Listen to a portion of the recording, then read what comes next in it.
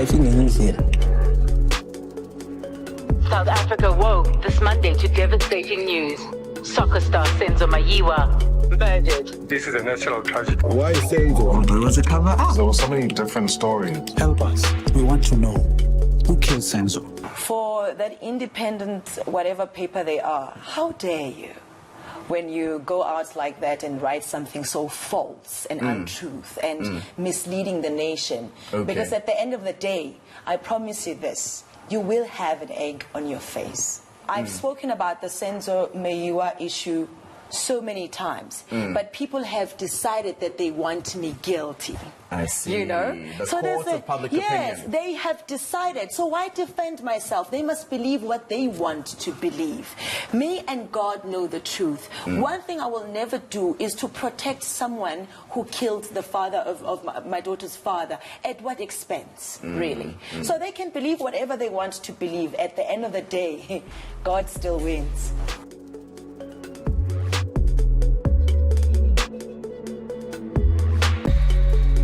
uNkulunkulu unama-plans. Life ngenye indlela. South Africa woke this Monday to devastating news.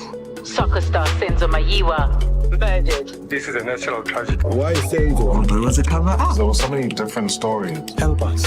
We want to know who killed Senzo. For that independent, whatever paper they are, how dare you?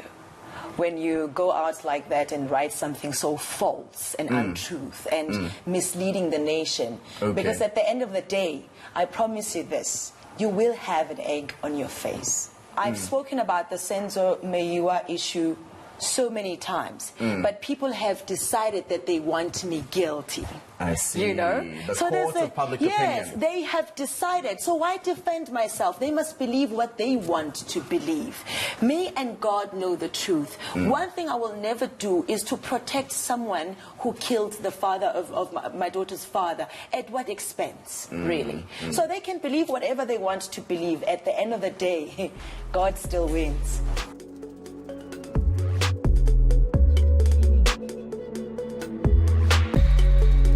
uNkulunkulu unama-plans.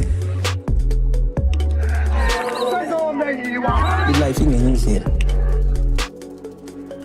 South Africa woke this Monday to devastating news.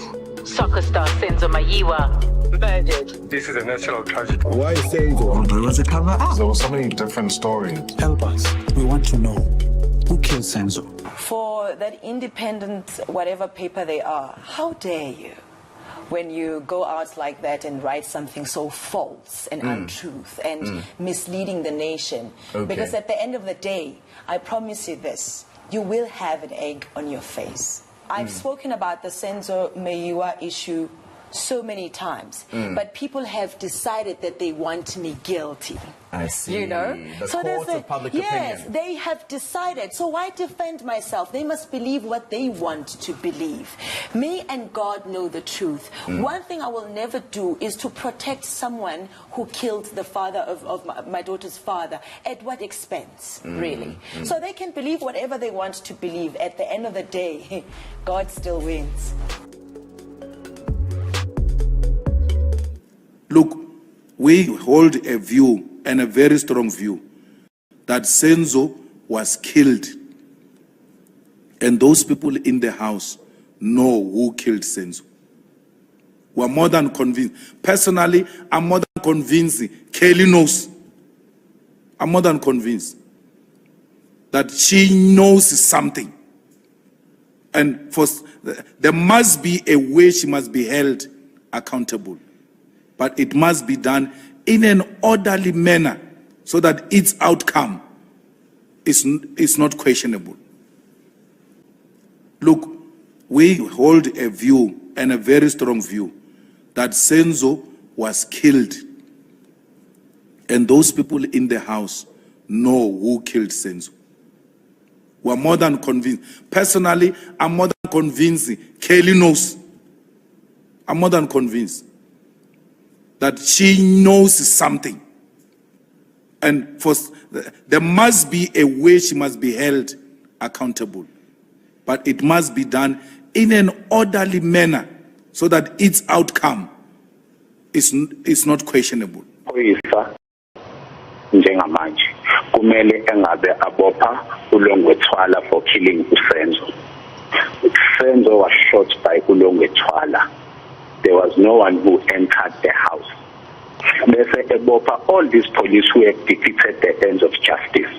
If I'm not making up these stories, Senzo was shot by uLongwethwala. Bangasho noma yini abayithandayo. If ever I have to go to jail for what I'm saying now, so let it be.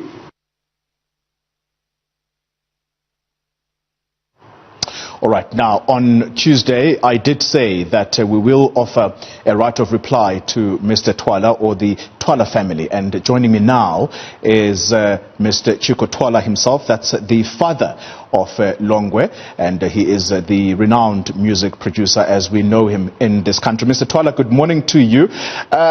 Firstly, your reaction to Siyabonga Mia's accusations against your son.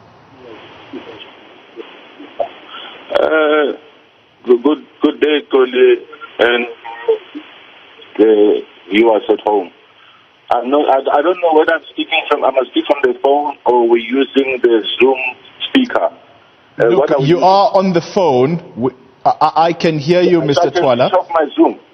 I can hear you, Mr. Twala. Perhaps let's try and abandon Zoom for now and see if we can have the conversation over the phone, because the Zoom is breaking. Great. I've muted it because it was disturbing. Tony, the gentleman who just spoke now. Yeah, can you hear me now? Yes, I can hear you clearly, sir. Go ahead. Yeah, the gentleman who just spoke now from the Mayor family, I don't blame him for the utterances that he's making. I blame haters and evil people in the social media for using this platform. People like Barry, whatever, Drew, whatever it is. If the gentleman claims that my son killed a Senzo, and he was told by one of the people who were present in the house. It's very simple. The law enforcement, he must tell the law enforcement, that guy who was present, that my son killed Senzo. And the police must arrest him. Well, that means that guy actually, you know that when someone gets arrested, you are going to actually be asked questions, and you are going to be asked questions. You sign under oath that you are not going, whatever you are telling is nothing but the truth. That means that person who tells the Maiwa that my son killed what he lied. So they must get that person arrested, including my son. So you would want your son arrested as well. May I ask the question, where is he right now, and how does he feel about the accusations being leveled against him? Well, my son at this point in time, he's at the rehab center. My son has been having his drug problems for some time. And obviously, if my son is responsible for the death, as they said, if the police can actually say it's my son who shot Senzo and it's my gun that has been used, they must take action. And you mentioned the gun. Siyabonga Mia telling us on Tuesday that the reason police are not making the arrests, or the reason police are not arresting Longwethwala, is that this may actually lead to them arresting one of their own for defeating the ends of justice. What's your interpretation of that statement? Only common sense, my brother. Common sense. Senzo Mayiwa is killed in front of his two childhood friends. And the mother of Senzo's daughter was there, Kelly Kuman. Why would they protect my daughter? It's common sense. South Africa, please, let's stop this thing of hating, using social media to destroy one another. Because really, it does not make sense what these people are saying. The people in the crimes, sorry, if someone shoots me, I shoot someone, people will be shocked and people will be able to scream. How can Longo shoot someone and in the scene of crime, no one actually pointed him? They want to point him at a later stage. I received a call from Mwako Malachi. I once received a call from Mwako Malachi saying that the Hawks are going to arrest me for the Meyiwa murder. Yeah. What I told him on that day, I said, as an abiding citizen of South Africa, I would never commit a crime or defend myself if I am guilty of anything. If the Hawks wants to arrest me for something, for Senzo Meyiwa's murder, I am more than available. I will never resist arrest. Yeah. I will never even try to argue whatever. I will want to go to the court and clear my name. I will never use what the politicians are using today, a conspiracy when they are about to be arrested for stealing taxpayers' money and all that, saying it's a political conspiracy, whatever. No, I will never do that. I will oblige and place justice. Mr. Twala, you sound like someone who absolutely has nothing to hide, and if anything, this is something that is actually an irritant to you and you just want it resolved. Okay, can I just explore one little element about this that you said earlier? You said that at some point there was talk that you would be arrested and that there would have been a gun involved. At the time of Senzo Meyiwa's killing, did Longwe Twala walk around with a gun? And who do you understand that gun to have belonged to? No, Longwe does not own a gun. He does not have a gun. Even when I went to hospital, I found him there. To be honest with you, why would a killer, you kill someone and you're just around there at the same time? A killer will disappear. Longwe would have run away if he had shot Senzo at that time. And it didn't look like any of the people who were there were responsible for the murder. When I was there in the hospital, I was there. It didn't look like any of them was responsible for Senzo Smith. It's just that Barry who created all the story. And Senzo Meyiwa's family bought into it. And all the social media, these haters and even people who are using it to take our names. I mean, it's happening in our country. If you look at a person like Java, today his fate has been decided by the social media. Haters in social media find him guilty before he even appears in a court of law. Where are the slogans like innocent until proven guilty? No one wants to judge Java today. And it's because social media has already tainted his image. Why can't they give him a chance to go in a court of law and then they can call him a rapist and all that? Now they are calling him a murderer because of social media. Social media is the problem.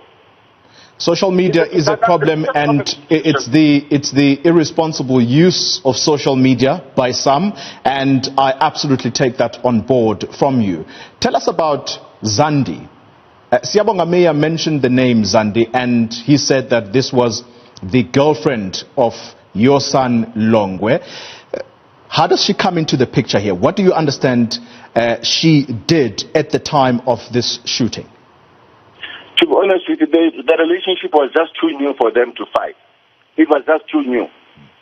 I mean, it was new love. You know, Zandi and Longo just started the relationship. There is no way that they would have fought. There is no way. And Longo is not a violent person. Longo is a drug addict. That I can tell you. Longo is my son. I know him. Longo will never go out there and fight anybody. Those who know him, my son is the kind of person that will go out there. If you ask my son to go and buy coaching, whatever, even if he will do that. My son will never have. I don't think he will actually do such a crime. All right. And I believe it because I interrogated him and asked him. I kept him for a few days at home so that he can actually, after this accusation and all that, I wanted clarity. He told me the same story that they told the police. Final question to you, Mr. Twala. And I'd like you to answer it to me, I think, in the most open manner that you have done so far in this interview. Do you believe, in your heart of hearts, that law enforcement in this country would try and protect your son because of your high-profile status in this country? Do you believe that law enforcement would actually try and protect you if he had done something wrong? To be honest with you, Corey, I don't think so. And law enforcement, they did everything. They came to my house. I almost fought with them. they wanted my gun. I said, what do you want? Why you want to take my gun? My father said, no, we want your gun. And if you don't, we are going to arrest you. I obliged, Dolly. I obliged. I gave them my firearm. They took it for almost 2 months, testing it. Because social media were claiming that it's my gun that kills. And they brought it back after 2 months. So now, how would they protect me in threatening to arrest me at the same time? Mr. Twala, I thank you very much for your time. And Look, we hold a view, and a very strong view, that Senzo was killed. And those people in the house know who killed Senzo. We're more than convinced. Personally, I'm more than convinced Kelly knows. I'm more than convinced that she knows something. And there must be a way she must be held accountable. But it must be done in an orderly manner so that its outcome is not questionable. Look, we hold a view, and a very strong view, that Senzo was killed. And those people in the house know who killed Senzo.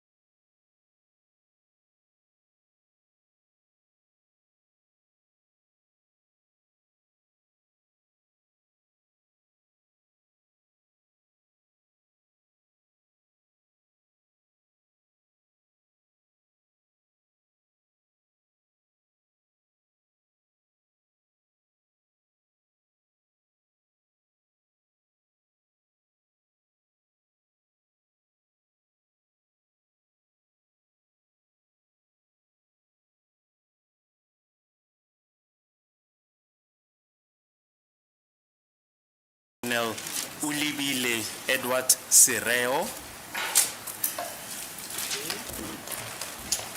Could you please say all your names and your surname for the record? Ulibile Edward Sereo.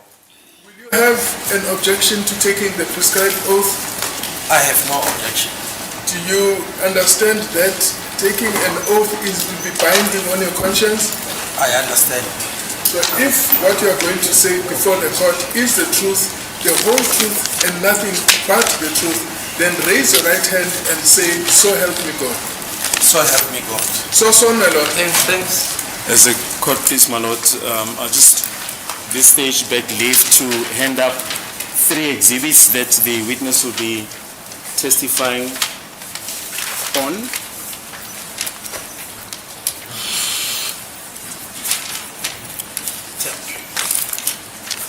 My lord, is his affidavit that is marked M.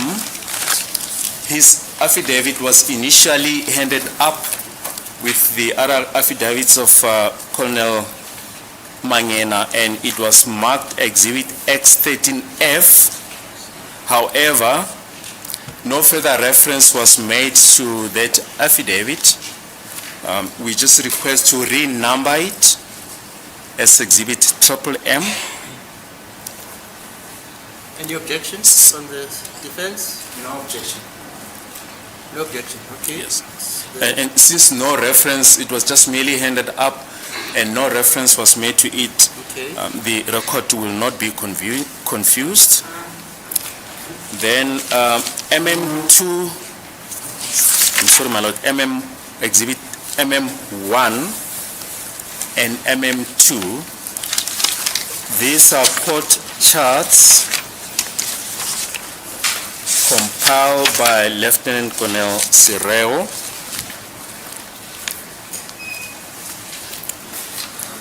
I've just attached the 2 pages together. Exhibit MM1 are the charts of the test bullet 8, and it consists of 6 pages.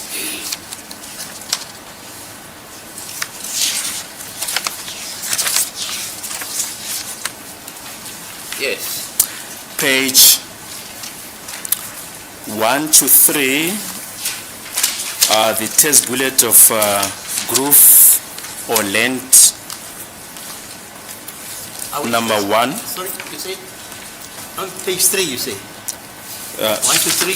1 to 3, those are the, that is the first groove of test bullet number 8. Or test bullet number 8? Yes, it's the first groove. It goes up to page 3. Okay. Then page 4 is the second groove or the second length. Then pages 5 to 6. Wait. Second groove, you say it's on page 4? Yes, on page 4, my lord. Of which bullet? Still test bullet number 8. Still number 8? Yes. Okay. Then page 5, still test bullet number 8, is groove or length number 3.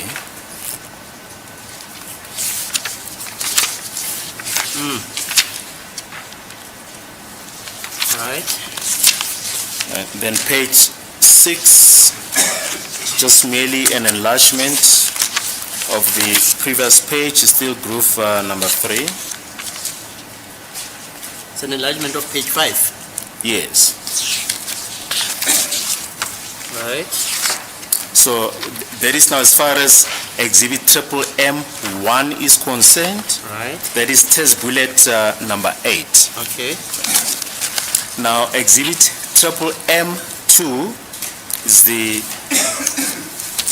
next bundle that I've stapled together.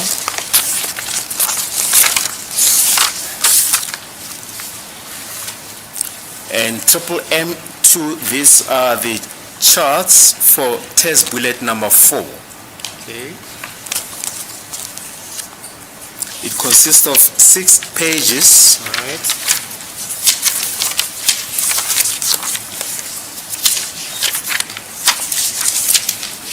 Page 1 to 4 relates to the first groove.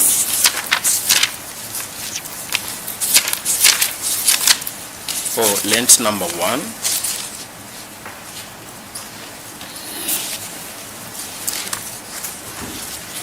Then page 5 to 6, still test bullet number 4, pertains to the second groove,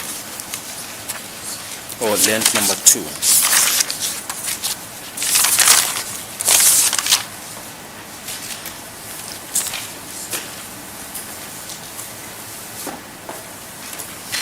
So from page 5 is the second, still the test bullet 4, but it's the second group.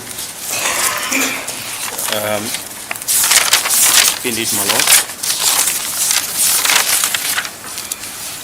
5 to 6, it's yes, test bullet number 4, and pertains to the second groove, Okay. or the second length.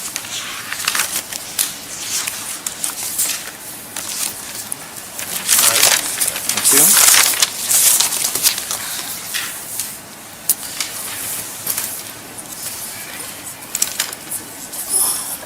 Mr. Lieutenant Colonel Sereo, can you just put your rank on record?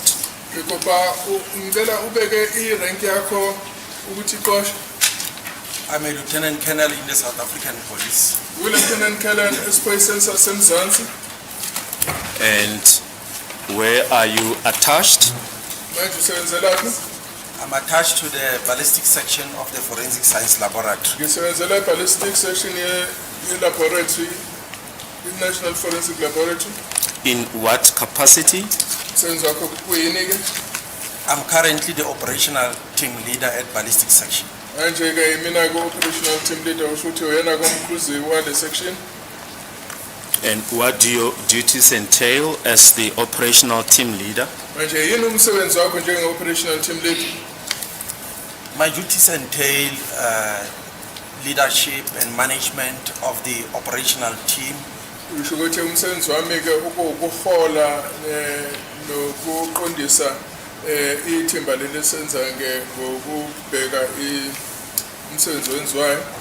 Allocation of casework to operational members. Review of casework coming back from operational members.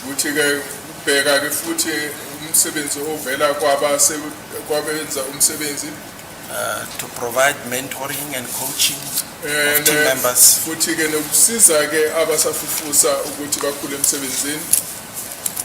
And to also do casework.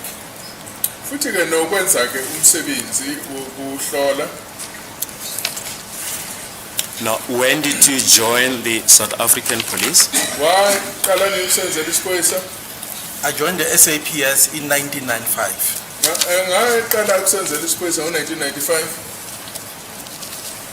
2 years of which, the first 2 years of which I spent at Visible Policing.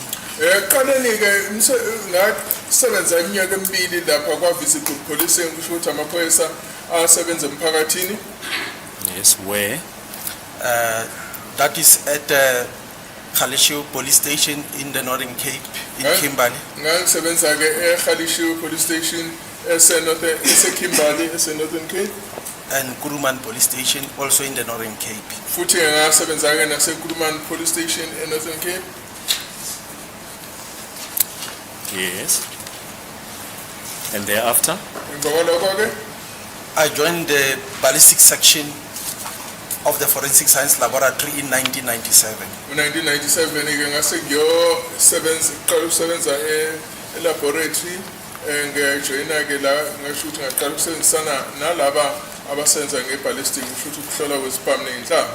do you perhaps have the date and the month?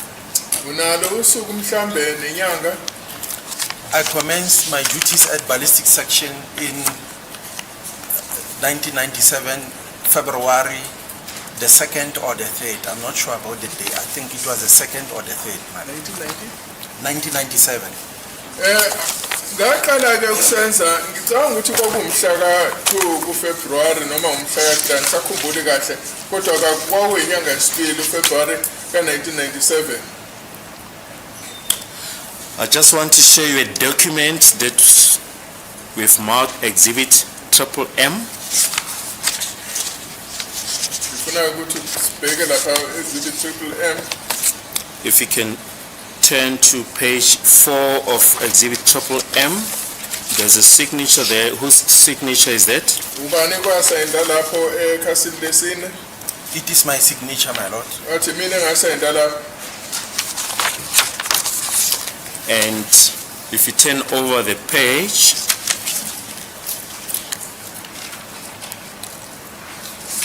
the affidavit was commissioned. What is the date of commissioning of your affidavit? The date of commissioning is the 5th of September 2023. On 5 September 2023. And the document Exhibit M consists of 5 pages. If you turn to page 1, page 1 Exhibit MMM. There's initial in there. Whose initials are those? It's my initials, my lord. Yes. And the other initial is the initials of the Commissioner of Oaths. Commissioner of Oaths. And on page 2, it is also the same, my lord. Page 3, it is also the same, my lord. And you testify that you signed the affidavit in full on page 4.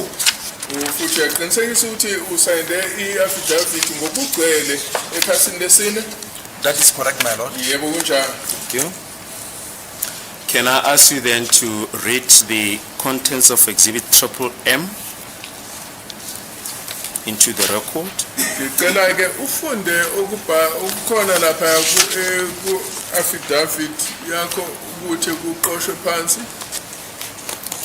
Ulibile Edward Sereo declares under oath, in accordance with Section 212, subsection 4A and 8A of the Criminal Procedure Act, Act 51 of 1977 as amended, as follows.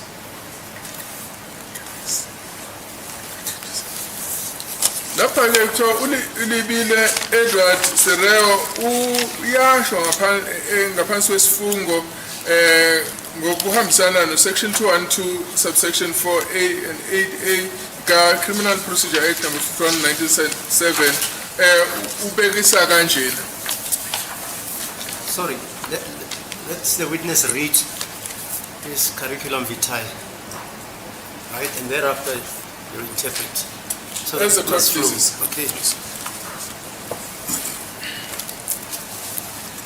Yes, you may proceed. Paragraph 1, you can leave out the your force number, just your rank. I'm a lieutenant colonel in the South African Police Service at the Forensic Science Laboratory, 270 Pretoria Road, Silverton. Yeah, you don't need to read your telephone number. Yes, next sentence. I'm a chief forensic analyst and in service of the state. Paragraph 2. I've been attached to the ballistic section since 1997 as an examiner of forensic ballistics with the following qualifications and experience.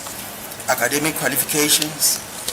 I completed an advanced program in forensic criminalistics, specializing in forensic ballistics at the University of South Africa. I obtained a BCom law degree from the University of South Africa. When was that? The advanced program in forensic criminalistics was completed in 1999. Yes, and the BCom law? It was complete. The BCom law was completed in 2013.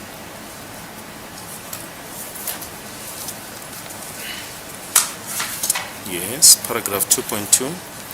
I have to date examined the excess of 4,481 cases. I examine ballistics-related cases as part of my daily task and testify on regular basis in the courts of South Africa and neighboring countries. I have attended the following internal and external training interventions: identification of ammunition, fired bullets, and fired cartridge cases, the use of microscopic equipment, microscopic individualization of firearms, ammunition, fired bullets, fired cartridge cases, tools, and tool marks, acquisition of fired cartridge case and fired bullet data on integrated ballistics identification system, which is called IBIS. Identification of firearms, the examination of firearm mechanisms, the different manufacturing processes of firearms and firearm components, the examination of homemade devices, microphotography, techniques associated with the recovering and restoration processes of obliterated alphanumeric figures on metals, the reloading of ammunition and the manufacturing processes of ammunition, short-range determination, crime scene investigation and examination techniques, the taking of photographs and the documentation of the results during an investigation, physical matching, documentation of examination results. Under internal forensic ballistics, functioning of firearm mechanisms during the firing process, burning rates of propellant powder and gas pressure, the transfer of marks by the firearm to cartridges, fired cartridge cases, and fired bullets. Intermediate forensic ballistics, the effect that hot gases, propellant powder, and partially burnt propellant powder has on intermediate target before and after the exit of the bullet from the muzzle. The forming and effect of secondary missiles caused by intermediate targets. The trajectory of the bullet from the muzzle of the firearm to the final point of impact. So it's just read the heading there. The heading is external forensic ballistics. Yes. So under this heading, I did the trajectory of the bullet from the muzzle of the firearm to the final point of impact. Under terminal forensic ballistics, I studied the wounding effect that the bullet has on tissue, that is wound ballistics. The effect that the bullet has on target. The effect that the target has on the bullet. I successfully completed an external proficiency test compiled by the Collaborative Testing Services in Hedon, America. When was that?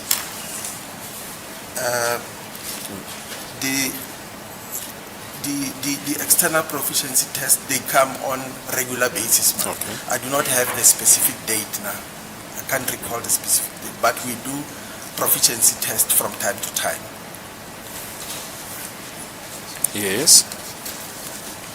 I've been trained in the operation of the Integrated Ballistics Identification System, IBIS. I visited the following firearm and ammunition manufacturers to ascertain the processes that are used in the manufacturing of firearms and ammunition. Littleton Engineering Works, Pretoria Metal Pressings, which is called PMP, Truvelo, New Generation Ammunition, which is called NGA, Somchem, and Swartklip. I attended a course presented by the Federal Bureau of Investigation, which is called the FBI of the United States of America, in August to September 2002, which comprised of the following: bullet trajectory reconstruction, techniques in firearms identification, gunpowder and gunshot residue. I received in-service training in the identification and examination of brand marks and tattoo marks on animals. I visited the following institutions during my training in brand marks and tattoo marks examination: Taltech in Breath, which deals with cattle crush and brand mark equipment, who are cattle crush and brand mark equipment manufacturers. RAU Easy Farming, which is in Reeds. They are brand mark equipment manufacturers. Saved in Pretoria, they are brand mark and tattoo mark equipment manufacturers and distributors. Osis Tannery in Randfontein, they are tannery and hide processing unit.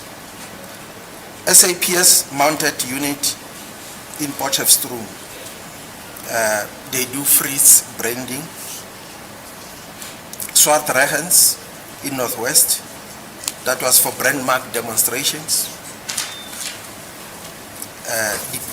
DAFF, that is Department of Agriculture, Fisheries and Forestries in Pretoria, that was a lecture regarding brand mark and tattoo mark registration. Northwest Pound in Lichtenburg, that was in respect of pound documentation.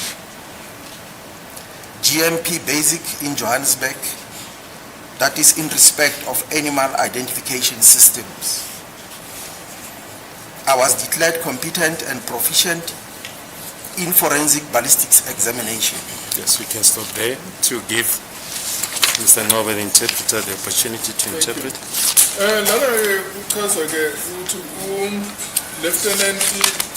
Lieutenant Espoir South Africa, the Forensic Science Laboratory, Silverton,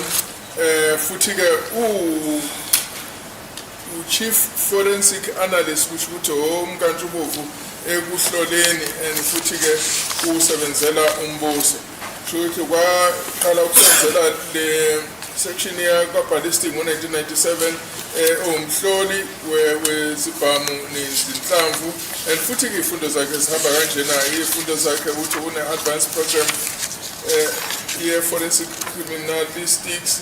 Sevenzela, Exedera Kulu, with forensic ballistic, apparently investor Kutola, this was Fundela in 1999, Utiga Futola Nepicom Law, Atola, University of South Africa, 2013, Futiga Konaga na Fundela, Konaga na makes awe in Kulumbane, Ezene, Amashumi, Amakulu Amane, Namashume Ashaka Lombili 9.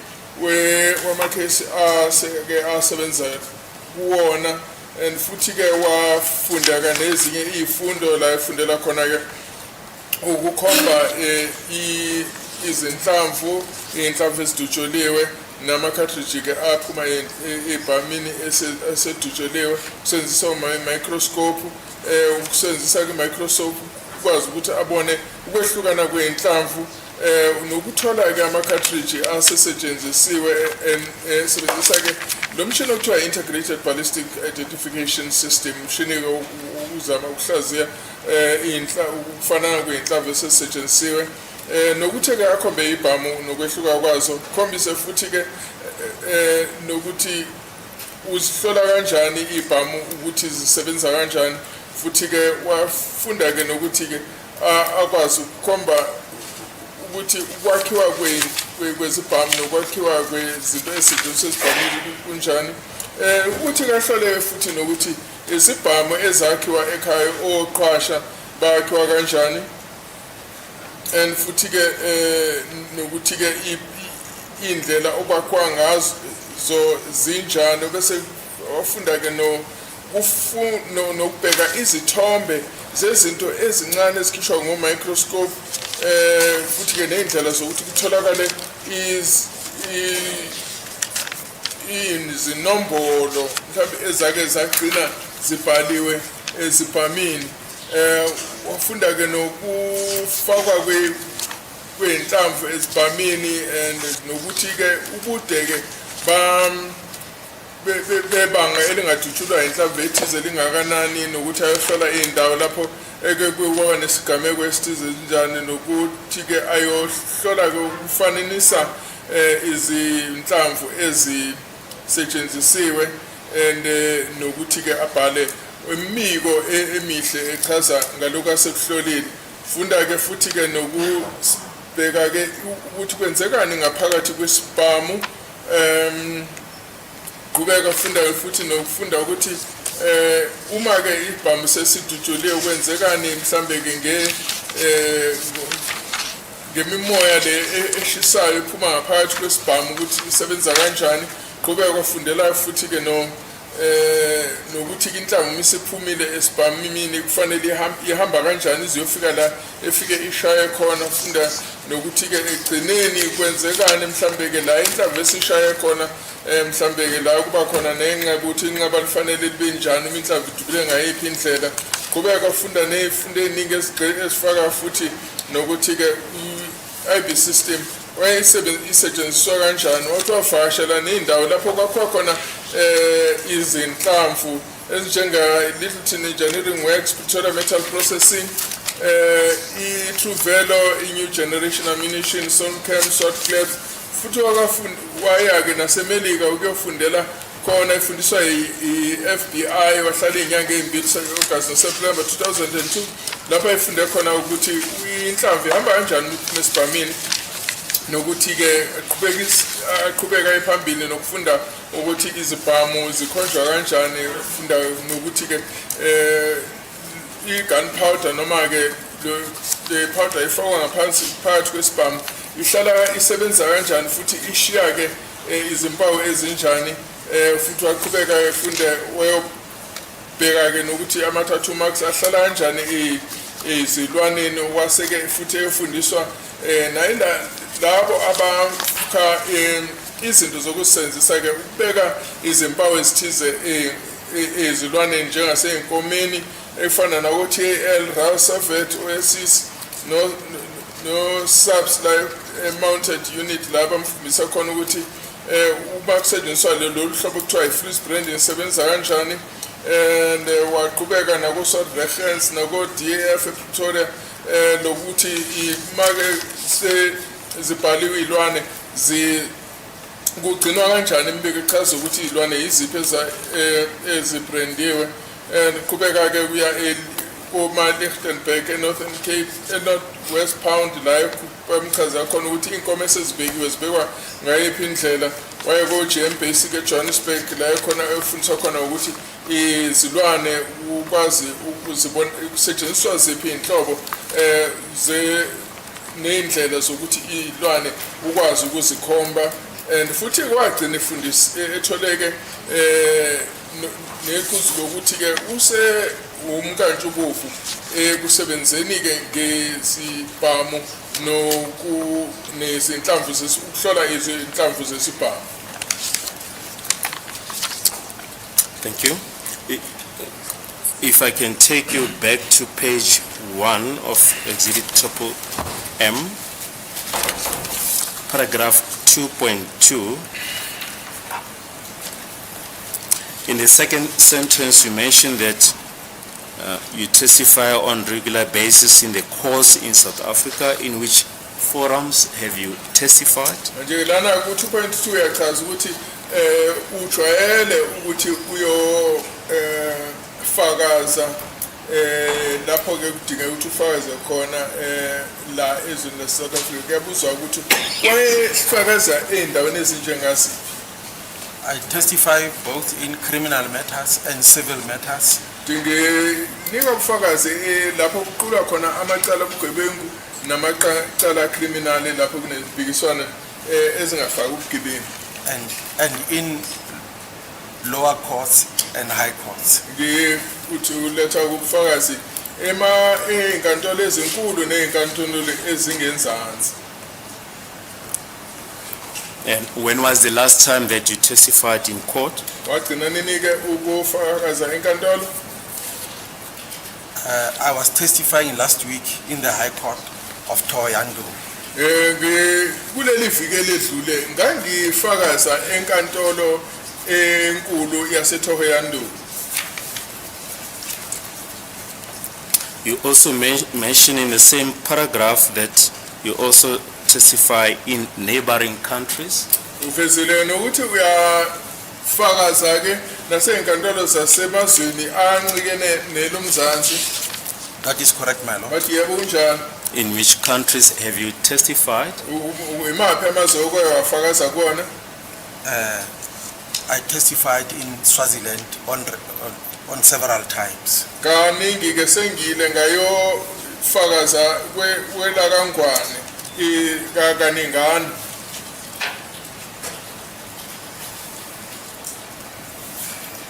And I also did some examination. I also did examination for Burundi government. Ngaye ngahamba ngiyonza uphenyo lapho ke ngayisiza izwe laseBurundi. And for the Ivorian government, the Ivory Coast. Ngake ngaya ke futhi nasezweni lase-Ivory Coast kuyosebenza khona.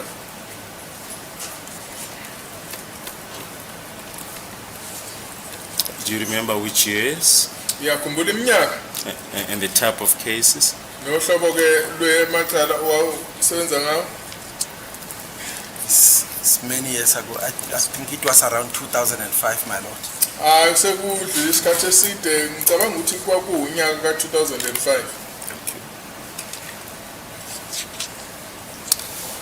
Have you conducted any training in ballistic science? Wawaqeqeshwa yini uqeqeshelwa ekuhloleni ke izinhlamvu nezibhamu? That is correct, my lord. Bathi yebo kunjalo. I spent 10 years conducting external training, presenting external lectures. Sengineminyaka eyishumi lapho ke engangifundisa khona ke kunezifundo engizethulayo. Yes, these lectures I was presenting to various stakeholders within the criminal justice system. Bathi abaningi ke iminyango ebengangithula ke lezi zifundo zona kodwa yonke ngaphansi kwe-criminal justice system. That was at the Justice College. Enye ke lezi ndawo kwakuyise-Justice College. To aspirant prosecutors. Kubashushisi ke abasafufusa. To court interpreters still at the Justice College. Na khona e-Justice College kufundisa utoliki. And to magistrates. Na futhi ke ngafundisa ke nezimantshi. That was in respect of matters relating to forensic ballistics. Kwayonke le ndawo ngangifundisa mayelana nezinto ezihambelana ke nokuqhunyiswa kwesibhamu. I also presented at various detective academies. Futhi ke nasezindaweni lapho ke kufundiswa khona abaseshi. And the local criminal record center. Now, zonke indawo njengoma local criminal record center, including the then legal aid board. Futhi ke ngafundisa na kule ndawo okwake kwathiwa i-legal aid board.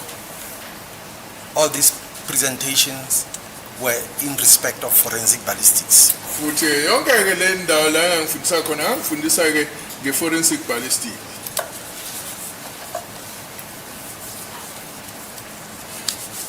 The other presentations I did to the general public. Kwezinye ke indawo ngangifundisa umphakathi. And where were these presentations to the general public? Manje lapho ufundisa khona umphakathi wawilaphi? Some will be at the shows, like rent shows. Kwezinye indawo ezinjengo rent show. Some will be at academic institutions. Kwesinye isikhathi ke ngifundisa endaweni zokufunda izikole. Do you remember which academic institutions? Yasikhumbula yini izikole lawo wafundisa kuzona? I want to correct my note. Actually, I mean schools. Cha, ngifuna ukulungisa lapho ukuthi ezikolweni. So I was presenting to the high school children. Ngangifundisa ke ingane ke ezisebangena phezulu e-high school. On which aspects of forensic ballistics? Wawufundisa ngani ke nge-ballistic? That is just the generic understanding of forensic ballistics. Cha, ulwazi nje olubanzi mayelana ne-ballistic. In terms of what it entails and what the contribution of ballistics in the criminal justice system is. Wakuchaza nje ukuthi i-ballistic actually kukhulunywa ngani nokuthi isiza ngani ekuquleni kwamacala. I also did a presentation at an international conference. Ngethula ke isifundo endaweni lapho kwakunabantu abaphuma emazweni ahlukahlukene. Where was that? The international conference was held at Sun City. The international conference enkhuluma ngayo okuyinkonfa eyayibanjelwe eSun City. It was attended by various stakeholders from different parts of the world, from different countries. Thengelwe abantu abaningi abaphuma emazweni ahlukene emhlabeni.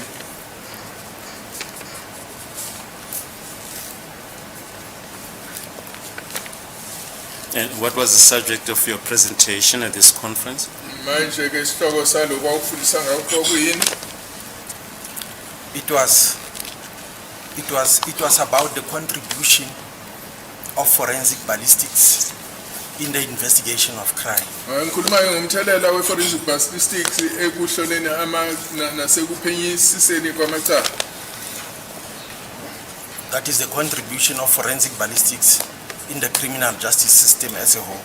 Kusho ukuthi ke umthelela ke we-forensic ballistics ekuhloleni ubugebengu bubonke. And when was this conference? Lenkonfa yini? I believe it was, I cannot exactly recall, but it was around 2003. Angisakhumbuli kahle ukuthi kwawenini kodwa ngicabanga ukuthi mhlambe ngathi kwenzeka ukuthi kwakuwunyaka ka-2003. Yes. Have you published any papers or did any research on forensic ballistics? Khona ke amaphepha osuke wethula noma i-research wakuyenza la ngaphansi kwe-ballistic? No, my lord, I did not publish any paper. You mentioned that you did presentations at various detective academy. Where was that?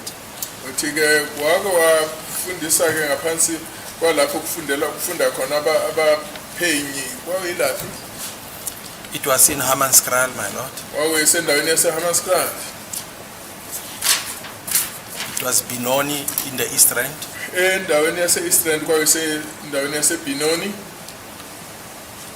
was, I did a presentation in the Western Cape as well. Western Cape. And another one in East London. Futhi ke khona la ngathula khona isifundo endaweni yase-East London.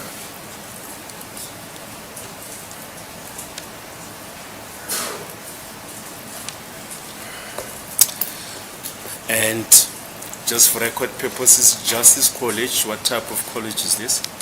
Manje makhuluma nge-Justice College, Hloboni College there. Justice College is where prosecutors are trained, court interpreters.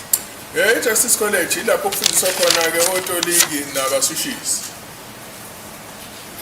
At that time it was situated in the city. La leso sikhathi ke le Justice College yayisedolobheni.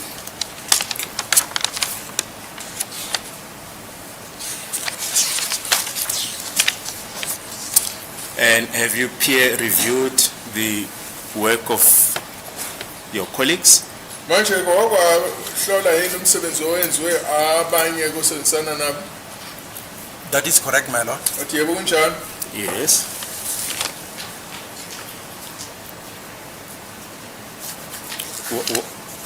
What did that entail? Manje lokho ukuhlola umsebenzi owenziwe abanye anisebenzisana nabo uchaza ukuthi wawenza. To be specific, I'm referring to the verification of the work. Cha ngisho ke ukuthi ngangibukeza umsebenzi abawenzile nokuletha isiqiniseko sokuthi wenziwe kahle. Yes. That is where microscopic examination has been done. Yilapho ke kwehlolwa ke izinkombe ezilethiwe ngemicroscope. And the work is handed over to me to review it microscopically. Kusho ukuthi ke nalapho ke nginikwa ke lo msebenzi osebenzile ukuthi ngiwubukeze ngisebenzisa imicroscope.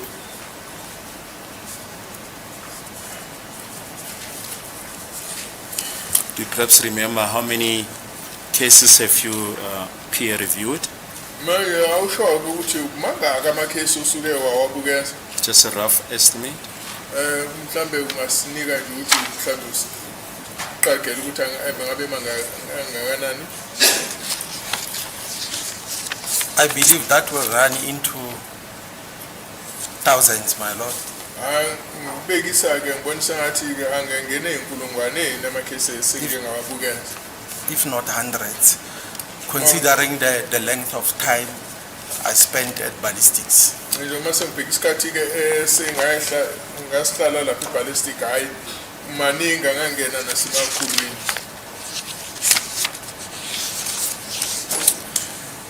And in the matters that you have testified on in the courts, both the lower courts and the high court, have there been any findings on your evidence? Khona inokuthola kule makhesi owahlola high court naselwa court esimanje. I've never had an adverse finding on my work, man. Akaze ngitholakala ukuthi akusebenzanga kahle emsebenzini wami.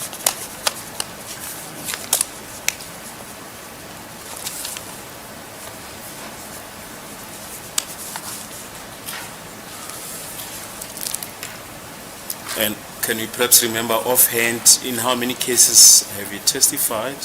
Just say a rough estimate. Manje ungakwazi yini ukubekisa ukuthi usoya lethu ubufakazi emacaleni amangaki? More than 200, my lord. Angaphezulu kwamakhulu amabili. In the high court? Manje inkantolo ephezulu?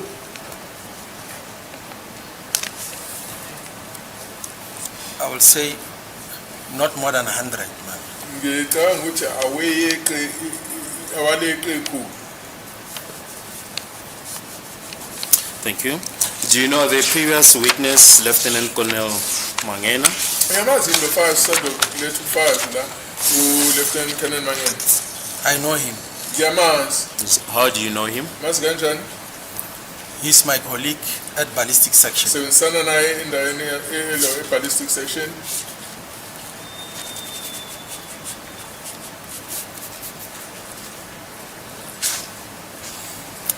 If you can then turn to paragraph 3 of your affidavit, exhibit M. Siye lapha ku paragraph 3 the exhibit oyifakile.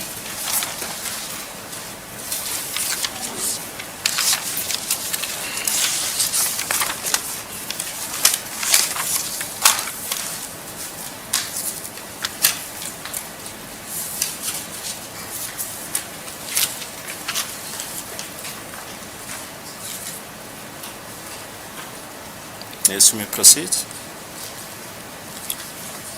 On the 23rd of July 2020, during the performance of my official duties, I conducted a microscopic verification on fired bullets examined by Lieutenant Colonel C. Mangena under Phosphorus case 636/10/2014. in respect of lab 217267/2014 as required by the Ballistic Standard Operating Procedures and Protocols. Njoke lapha umhla 23 July 2020 ngiqhubeka nokwenza umsebenzi yami ngahlola ngaphansi kwemicroscope izinhlamvu ezake zase zihlolwe uLieutenant Colonel Simangena ngaphansi kweleli cala iphosphorus case 636 of 10 of 2014 thina salithola sale bhala njenge 217267 of 2014 njengoba ke kufuneka ngaphansi ke kwemigomo yokuhlola izinhlamvu. Maybe before you get to the results, can you give some background on the theory of identification of tool marks? Akusiqaphuqaphu ke ngokuthi nisenza kanjani ke uma kuhlolwa ke izinhlamvu.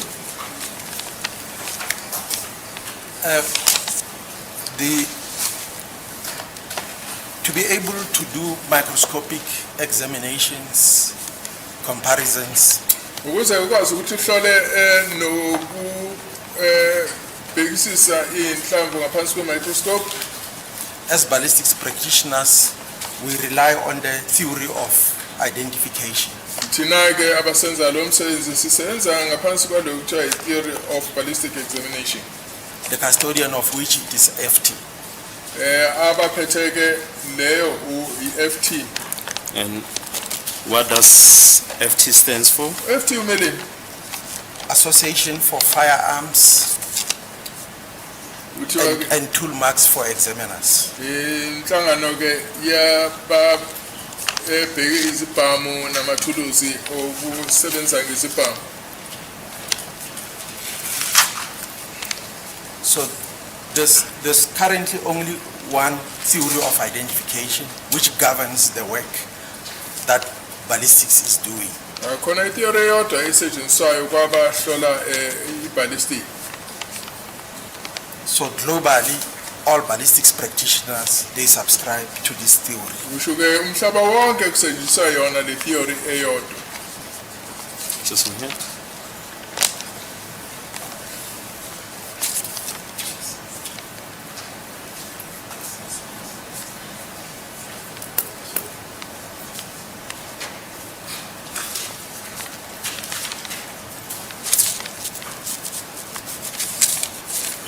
Yes. This theory is very clear as it states that when two tool marks are compared with each other, when their surface contours are analyzed and compared with each other. Ngeke uma ukhona ke amathuluzi amabili ahlolwayo nokuhlola ke ukuthi ke inhloboni impawu ezikhona kulawo mathuluzi. It states that an opinion of common origin can be made if there is sufficient agreement. Noma ukuthi ke vunyelwana khona ke umqondo ongabekwa mayelana nalezo impawu ezibonwayo between those surface contours. Futhi ke masikhuluma ke ngalezi impawu eziseleke kuloko kuhlolwayo. And it further defines sufficient agreement as a significant duplication of random marks, random tool marks. Manje uma bechaza ke baqhubekela phambili bathi ke yilapho ke kubonakala khona ukuthi kukhona izimpawu ezishiyeke izikhathi eziningana. As evidenced by the correspondence of a pattern or combination of patterns of surface contours. Manje ke kusho ukuthi ke yilapho kushiyeka khona ipattern noma ama-pattern alezo zimpawu ezishiyekile. So this surface contours, the surface contour is made up of ridges. Ukuthi la lezi ndawo lezo kuthiwa ama-surface contours kusho ukuthi amagqumana ashiyeka lapho abe yimpawu kusho ukuthi kutholakala lapho ke umehluko phakathi kwengenhla nengenzansi, valleys and peaks. kusho ukuthi ke kukhona ke la uthola khona ukuthi kukhona la ukuthola ngathi kuphezulu nalapho kubonakala khona ukuthi uphawu luphansi, which when compared the relative height of the peaks, the relative depth of the valleys, kusho ukuthi la kubhekwa khona ke ukujula nokuphakama uma seqhathaniswa, the width of the ridges or the valleys, kusho qhathaniswa ke nobubanzi ba lamagqunyana nala ungathi khona kukhona imigojana, the relative position, thoya nalapho kubonakala khona ukuthi lezi impawu zikuphi. so all these are considered Konke ke lokhu kuyahlolwa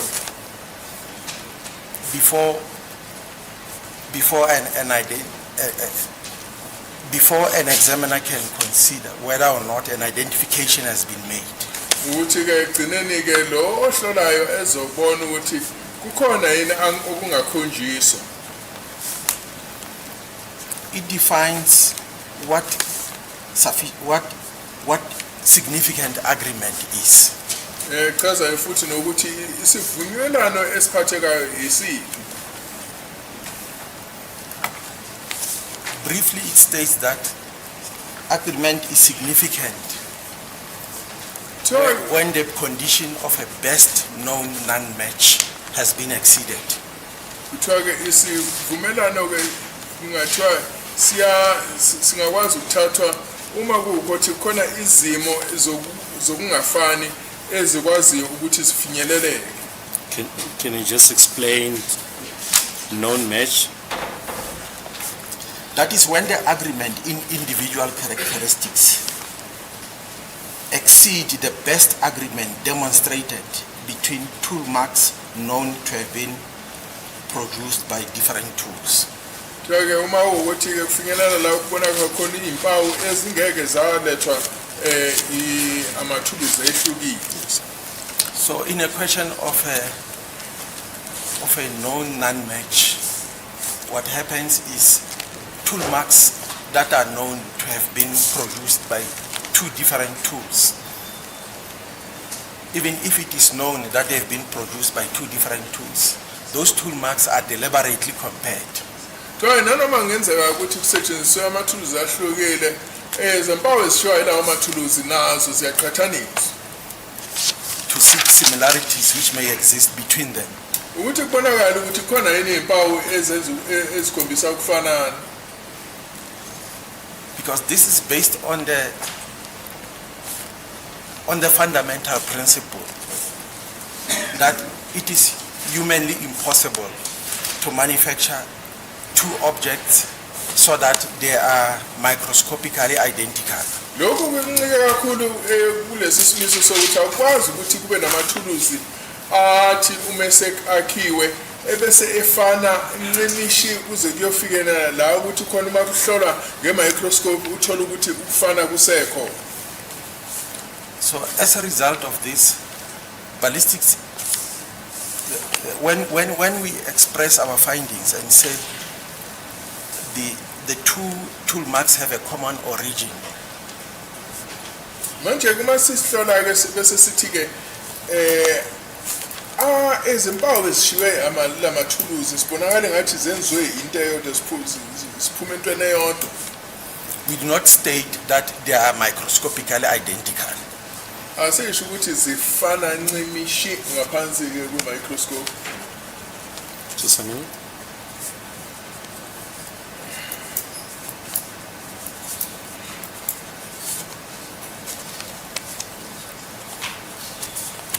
Yes. The finding is based on the degree of similarity. Lo kubhekwa ukuthi zifanana kangakanani, not on absolute similarity. Akusho ukuthi zibhekwa kubheka ukuthi zizofana ncimishi kungekho nowodwa umehluko. even though the two tool marks originate from the same source. nanoma ke kuukuthi ke lezi impawu lezi zingabe zibekwe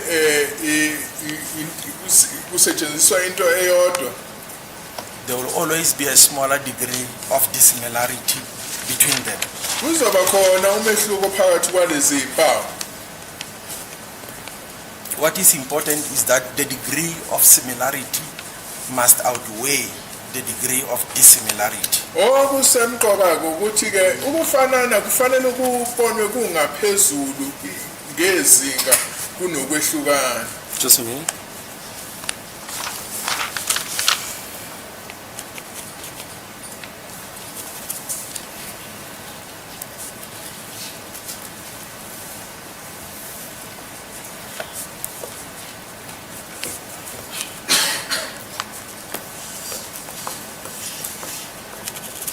Yes. And that is the reason why in the theory of identification, FT uses the word sufficient agreement.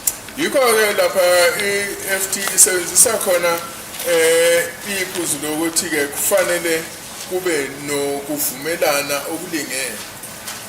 It doesn't use the word absolute agreement. Akusho lapho ukuthi kufanele kube nokuvumelana okungena kwehluka. Or total agreement. Noma isivumelano esiphelele.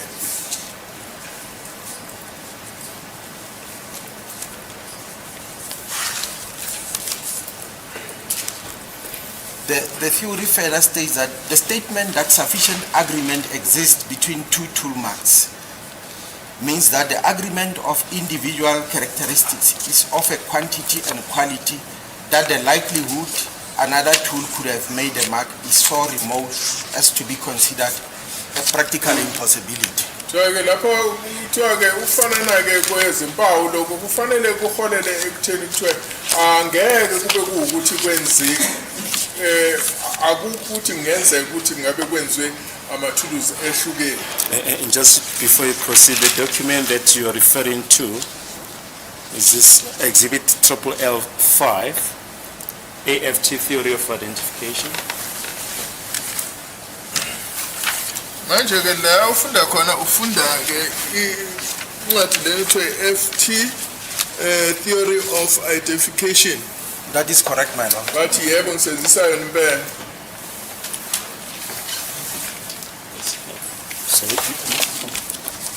So you may proceed with the explanation. Ngaqhubeka ke nencazelo. So sufficient agreement exists when the condition of a best known non-match has been exceeded by far. Manje kusho ukuthi kuzwana kuphuma ekutheni ukwehluka kusho ukuthi kudlulele kakhulu ekutholeni ukuthi kukhona umehluko phakathi kwezinto ezimbili ezihlolwayo. Can you explain that? Ngachaza ke lokho. As I've already explained that, even in tool marks, Njengoba sengichazile ukuthi masikhuluma ngempawu ezishiyeka ezinhlamvini that are known to have been produced by the same source. ezinhlamvini ke ezikhishwe ke ithuluzi elilodwa. There will be a smaller degree of dissimilarity. Kuzoba khona ukwehluka okuncane okukhona. In tool marks that are known to have been produced by two different tools. Kule lapho ke esihlola khona inhlamvu eziphuma ezibamini ezehlukile. There may be a small degree of similarity between them. Ngenzeka kube nokufanana okuncane okutholakalayo.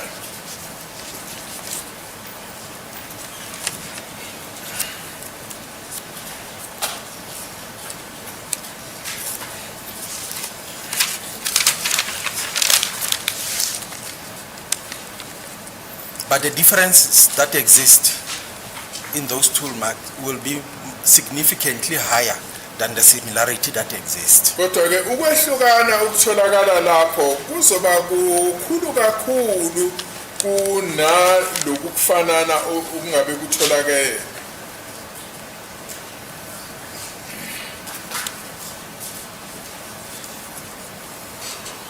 So ballistic identification is essentially based on the degree of similarity, my lord. Manje uma sikhuluma ngokuhlola kwe-ballistic kusho ukuthi kuncike kakhulu ekutheni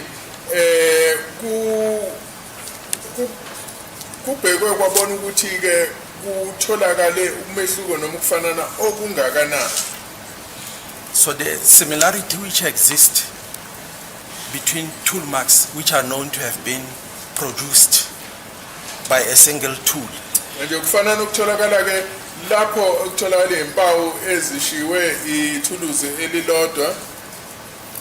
That similarity must exceed the similarity that will be found on tool marks known to have been produced by different tools. Ukufanana-ke okuse zinhlamvini ezidutshulwe isibhamu esisodwa kufanele kube nokufaka okwedlula umehlu ukufanana okutholakale esibhamini ezehlukile ezimbili ezibe nezimpawu ezishiyekayo. And that will mean that the best known non-match has been exceeded. Kusho ukuthi-ke umehluko walezi kulezi zimpawu ezimbili kusho ukuthi kweqeke isilinganiso esamukelekayo. The theory further states that the interpretation of individualization or identification is subjective in nature. Kusho ukuthi-ke lapha ithiyori yaqhubeka ukuthi-ke ekuhloleni lokhu kugcina kuwukuthi kuncike kakhulu ekutheni umuntu ubona kanjani. Founded on scientific principles and based on the examiner's training and experience. Uthi lokhu-ke kusetshenziswa-ke isayensi futhi nokuqeqeshwa kwalo ohlolayo.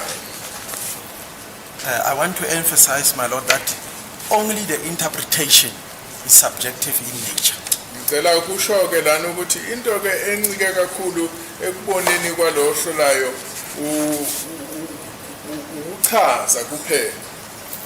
The facts from which the examiner bases his opinion or his finding are objective in nature. Kusho ukuthi-ke lokho akubhekayo uma ezoletha incazelo yakhe awukho umehluko okhona kuyinto engabonwa nanombani ngendlela efanayo.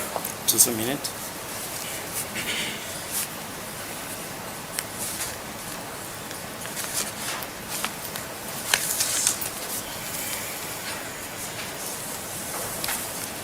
Yes.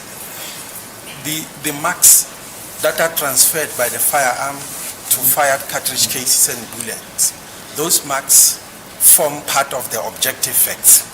Kusho ukuthi-ke impawu-ke ezishiwa-ke isibhamu enhlamvini nakumagobolondo ey'nhlamvu yilokhu-ke esingathi-ke izimpawu ezingachemiwe. Because they are in the components of the firearm. Even if the firearm is fired by person A, it will transfer the marks that are in it. If that firearm is handed over to person B, it will transfer the same marks. Kusho ukuthi-ke uma kungatholakala umuntu oqala adubule ngaleso sibhamu kuzoshiyeka izimpawu ezifanayo nanoma kuthatha isibhamu sithathwa omunye umuntu wesibili adubule naye izimpawu zizofana. The subjectivity relating to interpretation is brought about by the fact that the examiner needs knowledge and skill. Manje ukuchema-ke kwencazelo elethwayo kuphuma ekutheni lona-ke oletha umbiko unolwazi olungakanani. He needs knowledge and skill in order to interpret what is already on the exhibit, on the specimen. Kusho ukuthi kudinga ulwazi ukuze akwazi ukuchaza okutholakala sekukhona entweni ehlolwayo. So that demands for training, knowledge, skill is the subjective component. Yiloko okwenza ukuthi-ke ukuncika lapha ekufundisweni nasekuqeqeshweni yiloko okugcina-ke kukhipheke lokuchema okukhulunywa ngako. Because when the examiner is not adequately trained ngoba ke lo hlolayo le uma engaqeqeshiwe ngokwanele he will not be able to decode what is already on the surface of the exhibit. angeke akwazi ukuchaza ngokufanele lokho akubona lapha phezulu kwenhlaba. Just a minute.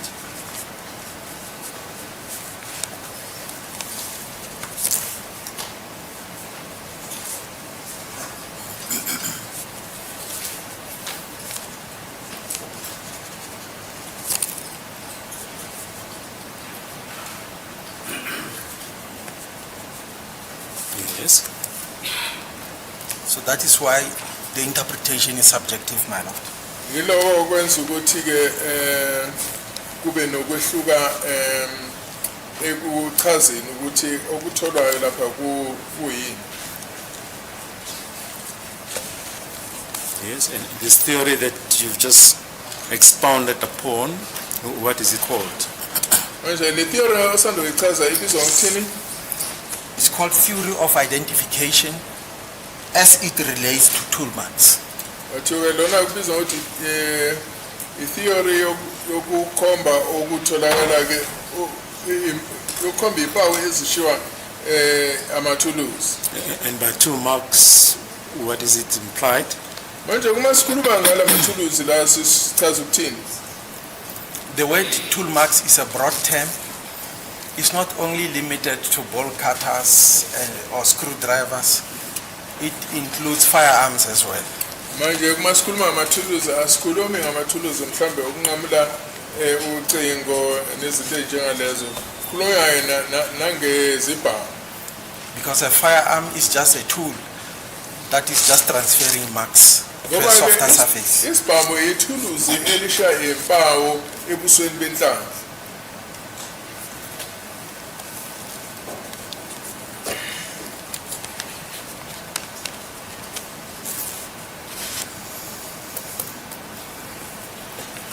Yes, we may proceed. But before we get to your affidavit, is it correct that this theory of identification postulates certain methods of identification? Manje sikhuluma iqiniso enokuthi le theory of identification esetshenziswayo lapha kusho ukuthi inqoma izindlela zokusebenza. There are 2 methods that can be followed. Zimbili indlela ezingalandelwa uma zingasetshenziswa ke uma kuhlolwa. Whilst implementing the theory of identification. Uma kulokhu ke kusetshenziswa yona le theory of identification.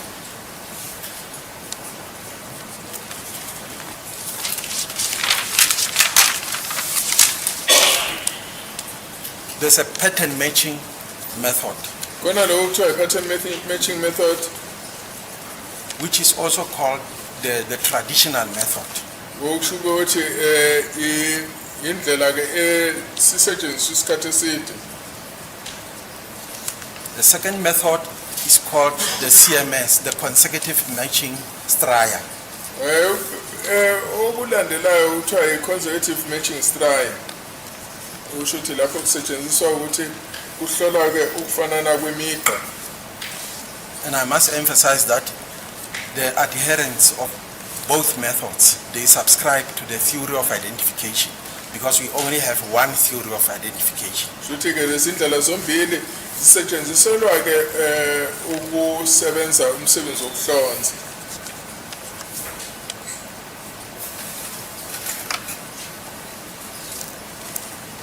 So with regard to the pattern matching approach, mase sikhuluma ke which one did you say? Pattern matching. Mase sikhuluma ngaloko kuthiwa pattern matching ukuthi uhlola ke ukufanana kwama pattern. The topographical surface of the specimen is examined. Shuthi kuhlola ke ubuso ke balento ehlolwayo. If you say, can you just explain topographical? The surface contour of the specimen. Suphakama nokwehla ke kwalobuso balento ehlolwayo.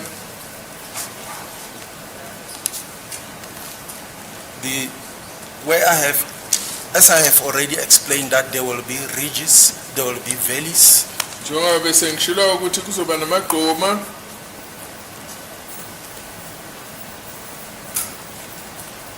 the spatial relationship between those ridges and valleys is considered. kusho ukuthi-ke indlela ke abekeka ngayo lezi igodi lezi nalamagquma lawa atholakala lapha ebusweni, The width, the height, ububanzi nokuphakama, the depth, ukujula, and the general curvature of the contour area, contour surface is considered. nokuthi-ke imigodi lena ihleli kanjani. So the approach is that if I were to make an example with a fired bullet which has 6 grooves, Mangabheka ke inhlamvu enemisele eyisithupha, the examiner, when he applies pattern matching approach, uma ke lo hlola esenzisele i-pattern matching approach kusho ukuthi-ke indlela yokuhlola ke amaphatheni. if he finds, for example, 2 matching marks, Manje ke asithi-ke uthola-ke izimpawu ezimbili ezifananayo as a pattern in groove number 1, lapha-ke kube yiphatheni-ke esemseleni wokuqala on both specimen. kule zinhlamvu ezimbili. If you say both specimen, can you explain? I'm referring to the test and the exhibit from the scene. Ngisho ukuthi-ke kule nhlamvu etholakala endaweni yesigabeko nale nhlamvu esetshenziswa ukuthi kuhlolwe ngayo.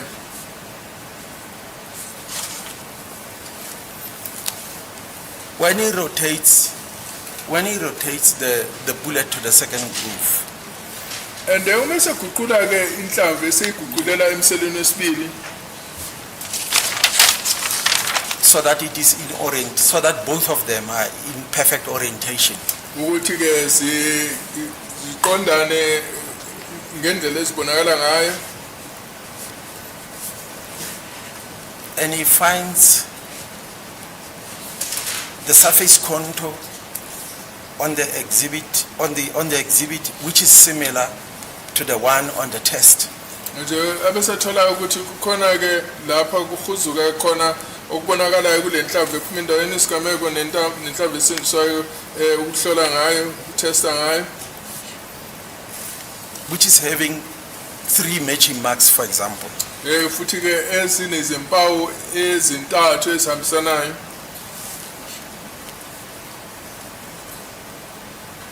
Because if that contour is matching, Manje-ke uma kuwukuthi-ke lo kuhuzuka lo kuyafanana, those marks in groove number 2 will validate the marks in groove number 1. kusho ukuthi-ke lezi mpawu ezitholakala-ke umseleni wesibili zizobe ziletha isiqiniseko mayelana nalezi mpawu ezitholakala emseleni wokuqala. Sometimes we say they confirm the marks that have been seen in groove number 1. Manje sothi ziletha isiqiniseko mayelana nezimpawu ezitholakala emseleni wokuqala. Just a minute.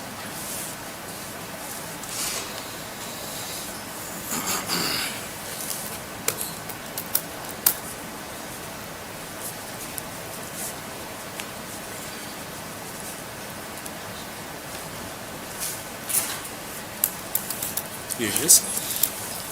And when he rotates the bullet, he will continue to rotate when he rotates the bullet and he find, let's say, other 2 or 3 matching marks in the third groove, Manje uma seguqula futhi-ke le nhlamvu futhi athole omunye umsele onempawu ezifanayo,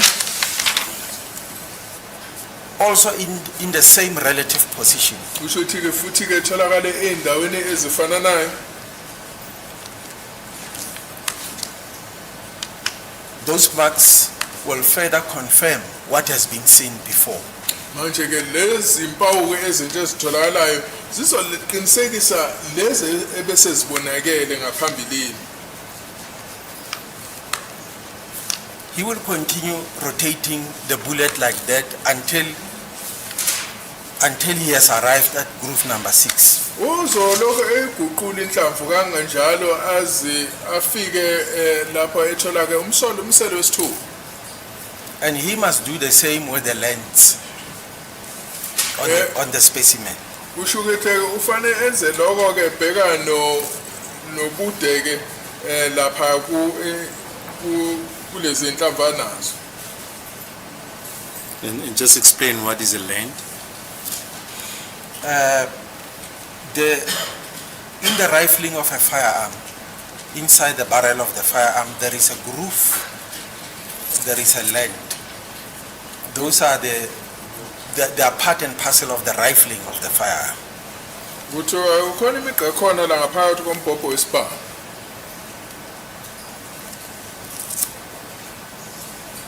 So the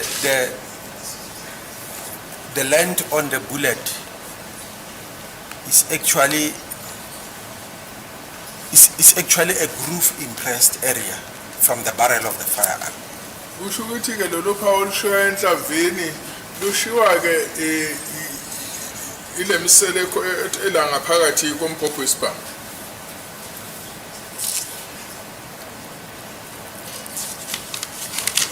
And the groove on the bullet, on the surface of the bullet, is the length impressed area from the barrel of the firearm. Usuthi ke uphawu koluthola lenhlamvini uphawu olushiwe umbhobho wesibhamu.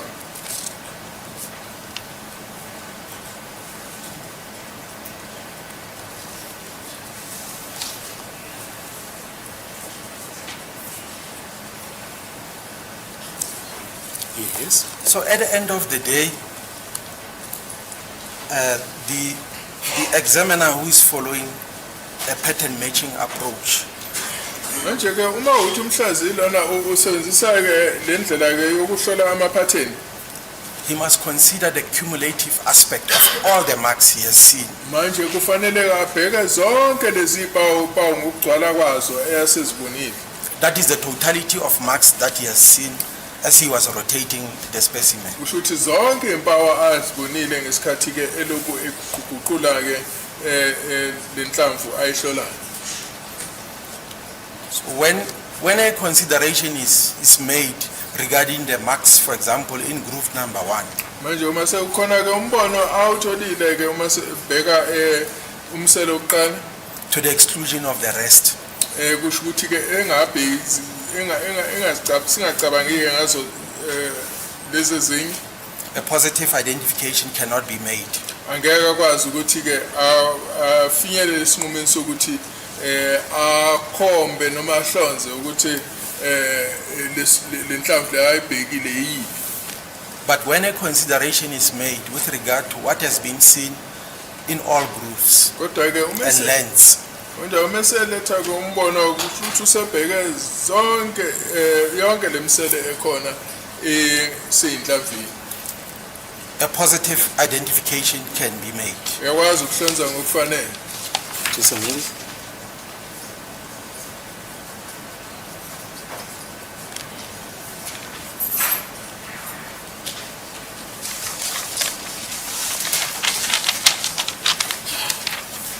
Yes. In CMS, consecutive matching Stryer approach, Masebenzise ke i-CMS le ekhombisa ke izimpawu ezilandelana ngokufanayo. when marks from a 3D source are considered, Manje ke kuma kukhona ke izimpawu ezishiwe ngathi indawo namagquma nezigodi, a minimum of 6 consecutive matching Stryer must be attained. kusho ukuthi kudingeka izimpawu eziyisithupha ukuze kukwazi ukuthi kuhlonzwe ngokufanele, to make a positive identification. ukuze ngempela kutholakale ukuhlonza okuphelele. These 6 consecutive matching Stryer must be in a single groove, group. Kusho ukuthi ke le migqa ke le ebonakalayo ifanele ibe seqembini elilodwa. If a consideration is made from two groups, Uma sekubhekwe amaqembu amabili alemigqa, I'm now referring to two groups of consecutive matching straya. ngisho ukuthi ke amaqembu amabili emigqa elandelanayo ngokufananayo. Each group must have a minimum of 3 consecutive matching straya. Kusho ukuthi ke umsele uwodwa kufanele ube nezimpawu ezintathu ezifananayo. In 3 dimensions. Kusho ukuthi sifana ngobude nobubanzi. Can you just explain 3-dimension source? The marks are seen, the height of the marks is seen, the depth of the mark is seen. Kusho ukuthi ke ukubhekwa ke ubude nokujula kwale zimpawu, the width of the mark is ububanzi bale zimpawu, and the size or the length of the mark is visible. kushukene nobude bale zimpawu.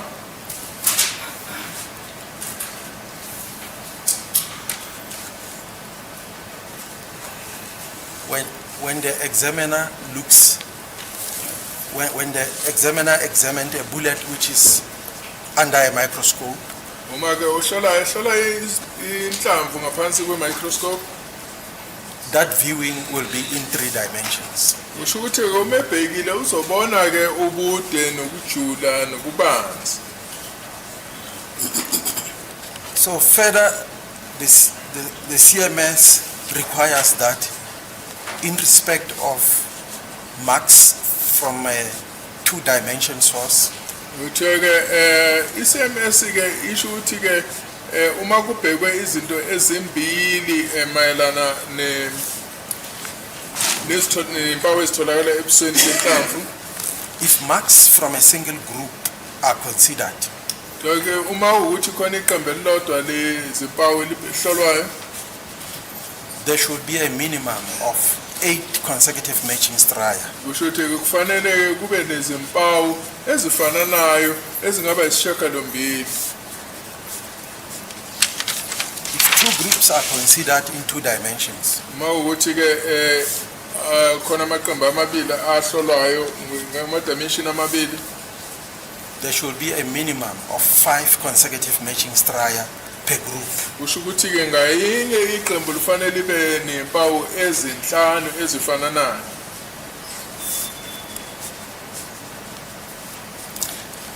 The difference between the CMS approach and the pattern matching approach Mehluko phakathi kwe-CMS indlela yokubheka ekuthiwa i-CMS ne-pattern matching is that the CMS sets a minimum threshold in terms of the number or the quantity of consecutive matching straya. kusho ukuthi i-CMS ke kukhona ke isilinganiso esibekayo sokuthi izimpawu ezikhombisa umehluko noma ukufanana zifanele zibe zingaki. The pattern matching system does not have a minimum quantity. Ngapha ku-pattern matching la kusho ukuthi kuhlola ukufanana kwama-pattern, hayi akuna silinganiso esidingekayo. That is why the CMS is called the line counting method. Manje yikho ke kuthiwa ke i-CMS yona indlela yokubala imigqa. Another difference is that the CMS will follow the same approach of looking for marks around the whole circumference of the specimen. I-CMS ke yona izoloku ibheka kubo bonke ubuso benhlamvu ukuthi ayikho yini izimpawu ezitholakalayo. But when a final consideration is made whether or not the two marks originate from a common source, Manje uma kugcineni kuma sehlaziya ukuthi lezi zimpawu lezi zingabe zilethwe ithuluzi elilodwa. the focal point with regard to compliance with the criteria that I've just outlined. The focal point will be at a specific area of the exhibit. Futhi ke impawu ekuzoqonda ngqo kuzona zizobe ziphuma endaweni ethile ya lento ehlolwayo. So the limitation is that a consideration cannot be made like in pattern matching, because pattern matching you are able to consider what we have seen in group number 1. Angeke kufanele na ku pattern matching ngoba ukusebenzisa lokuhlezi ama pattern uyahlola okutholakala emseleni oqala and the rest of other groups nokuthi ke kule eminye imsele kunemigqenjana and consider the totality of marks. Ebese ke ubheka ke zonke lezi impawu ekhona ukuthi zihambisana kanjani. In CMS you should be able to get 6 consecutive matching stria at a particular area. Manje ku CMS ke umungathi ubheke nje ukuthi ungayithola yini imiga ezithupha etholakala endaweni ethize.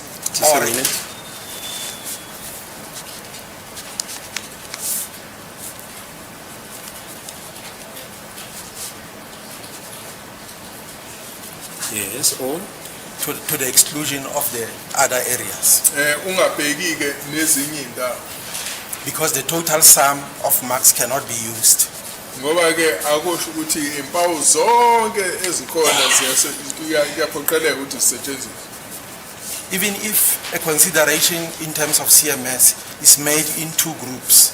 Nanoma kuthiwa ke ukuhlaziya lokho kusebenzisa CMS kungabe kusebenzisa ke amaqembu amabili. That will also be in respect of a very small limited area of the exhibit. Nanoma kusetshenziswa lokho kusobe kusetshenziswa nje impawu ezithola endaweni encane ya lezi inhlamvu ezihlolwayo. Everything that was seen must be disregarded for the purpose of counting. Manje konke ke kufanele ungabe kuboniwe kufanele kunganakwa ngenxa ukuthi ke kufanele kube kubhekwe ikakhulukazi ukuthi izinto ezibalayo zingaki.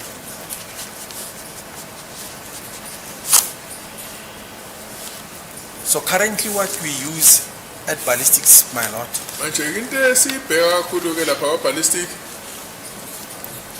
we are still using the old traditional pattern matching system. sasenzisa ke yona ke lendlela yokubheka ama pattern okufanana kwawo. And that is also embedded in our procedures.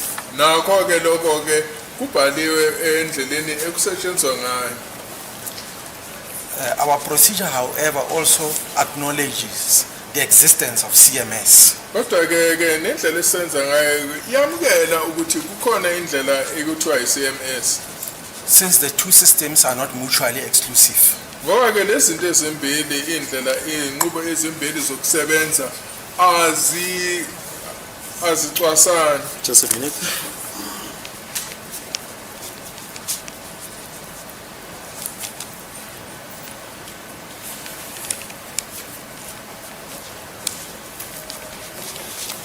Yes. Because both of them subscribe to the theory of identification. Ngoba zombili ke zisebenzisa yona le theory yokuhlonza.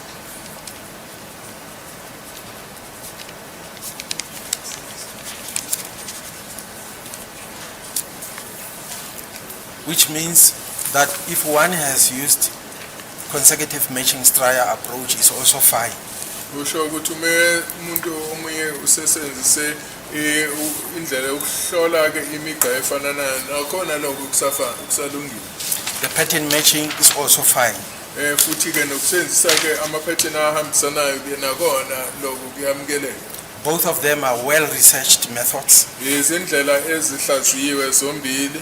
There's extensive literature on both methods. Kulezi indlela ezimbili ezisetshenziswayo kunezinto eziningi ezibhaliwe mayelana nazo.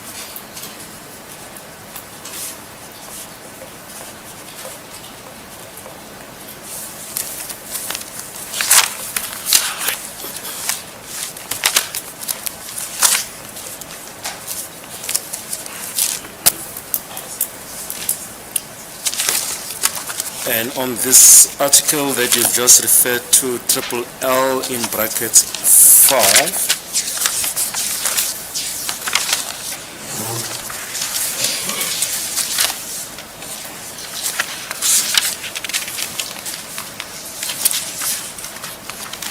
a reference to both methods of identification.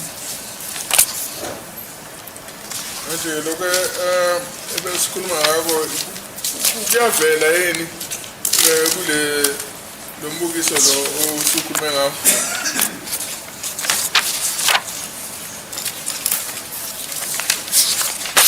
If you look at page 3, ake sihlole lapha ekhasini lesithathu.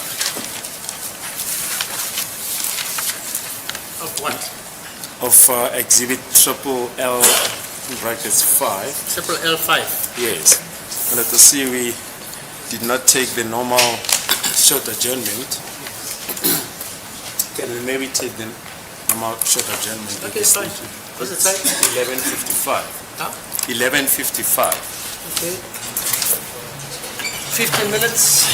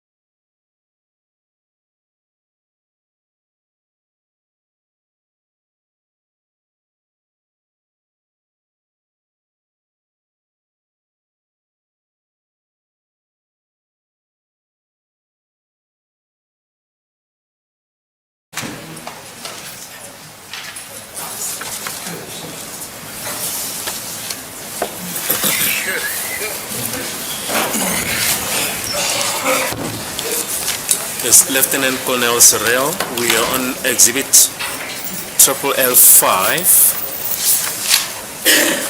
Relevant portions that supports what you've just explained to the court. Can you just refer to those relevant portions?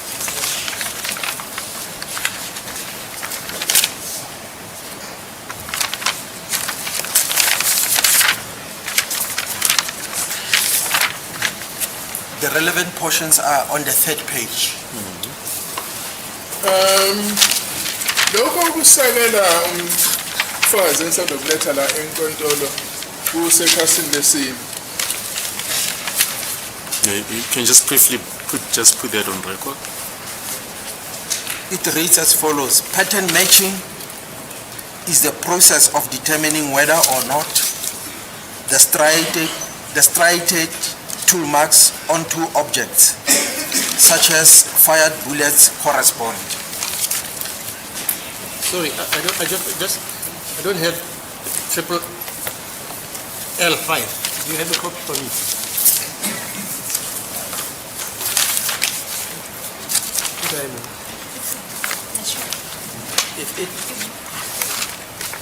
Okay, fine.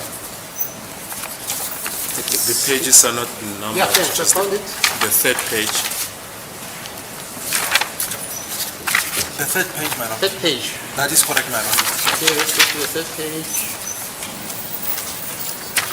If I include the cover page, if I count the cover page as page number 1, that will be the third page. 2, 3.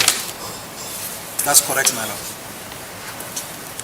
Okay. At the bottom, the last bullet on the page at the bottom.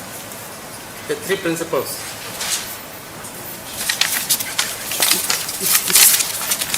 Is pattern matching, my lord. Pattern making. That is correct. Taylor, Rose, this session, why didn't you number these things properly? Yes. We'll number them during the lunch, the long adjournment.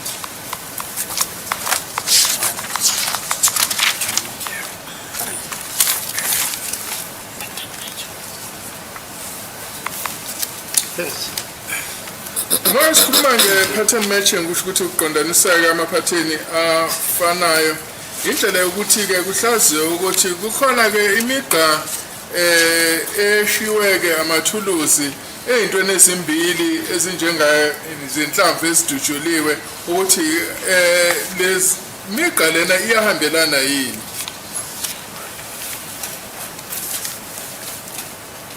This is a somewhat subjective process based on the observation and experience of the examiner with the ultimate goal of making a pattern identification.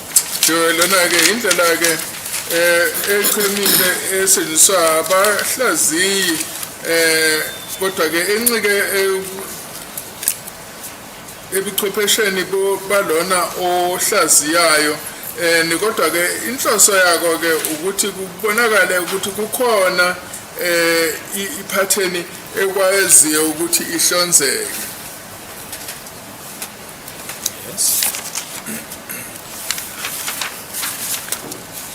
Pattern matching is the standard method for firearms identification. Indlela-ke yokuhlola amaphatheni indlela esetshenziswayo ukuthi-ke kuhlonze izibhamu. However, it can be difficult to articulate to a jury how an identification is determined using this process. Kodwa-ke kunzima ukuthi umuntu achazele izinkantolo ukuthi empeleni kusebenza kanjani le ndlela lena yokuthi-ke kuzame ukuthi kutholakale umehluko noma ukufanana kulezi nhlamvu ezihlolwayo. Yes, and some attempts have been made to define this process in quantitative terms as opposed to the traditional qualitative methods. Kunendlela esithize esetshenzisiwe ukuthi-ke kubhekwe ukuthi kuzama ukuchazwa lendlela leyo kuhlola ngendlela yokuthi kungabalwa imehluko noma ukufanana iqhathaniswa futhi ke nendlela yokuthi kuhlolwe kubonakaleke ukwehluka noma ukufanana ngendlela yokubuka ubuhle bezimpawu ezikhona. An example of this is the consecutive matching Stryer approach. Ngoba ke isibonelo saloku yiloko kubizwa ngokuthi consecutive matching striation approach okusho ukuthi ilapho ke kubheka ukufanana kwemiqa. An evolving concept in bullet comparison is a study of consecutive matching Stryer as a quantitative method of describing an observed pattern match. Kukhona ke indlela entsha ekhulayo ngokusetshenziswa kwayo ekubhekeni izinhlamvu ebizwa ngokuthi consecutive matching Stryer kusho ukuthi kubhekwa ke imiqa ekhona efananayo. Using CMS is a means of articulating the best known non-match described and defined by the FT theory of identification. Kuthiwa ke ukusebenzisa CMS indlela yokuthi kuvezwe indlela yokukhombisa ukuthi kungakanani kwehluka njengoba kuchaziwe yilabo ke ababheka ushiwa kwezimpawu ezibhamini nase zinhlamvini iqembu elibheka imehluko noma ukufanana ekubizwa ukuthi FTE. Thank you. If we can then get back to your thanks for the explanation. Is there anything else that you want to add on the explanation that you've given the background?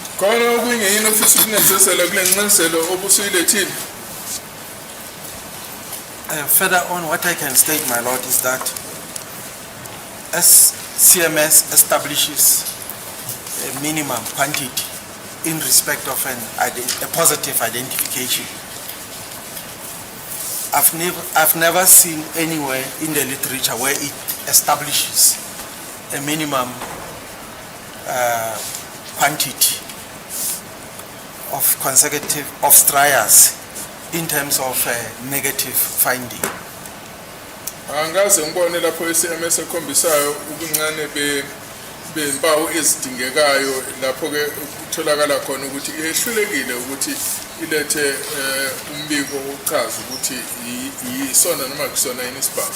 Yes, can you explain that in simple terms? A negative finding which is an exclusion. Lapho ke masikhuluma nge-negative finding kusho ukuthi umbiko owalayo kusho ukuthi ke umbiko okhipha leso sibhamu esihlolwayo ukuthi uchaza ukuthi akusona. A negative finding is also a very important finding. It is actually an equivalent of a positive finding. Manje ke umbiko ke oveza ukuthi isibhamu akusona uyafanana nombiko okhombayo ukuthi isibhamu yiso ngempela. It's just that it is a finding in the opposite direction. Kusho ukuthi ke lokho ke umbiko ochaza ukuthi akusona ngempela lesi sibhamu esifunekayo. Because in this case the examiner stayed with certainty that the tool marks under consideration were not produced by a specific tool.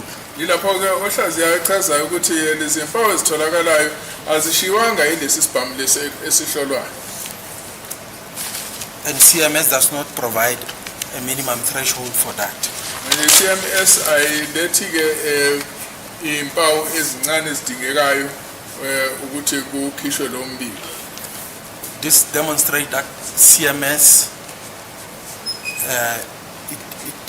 it is not in direct opposition with pattern matching system.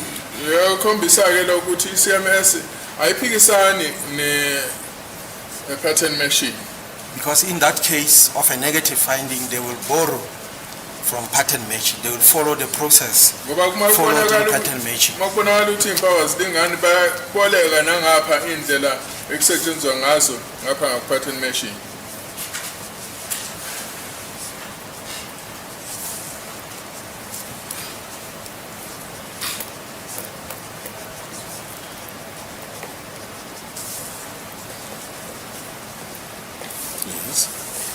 Thank you.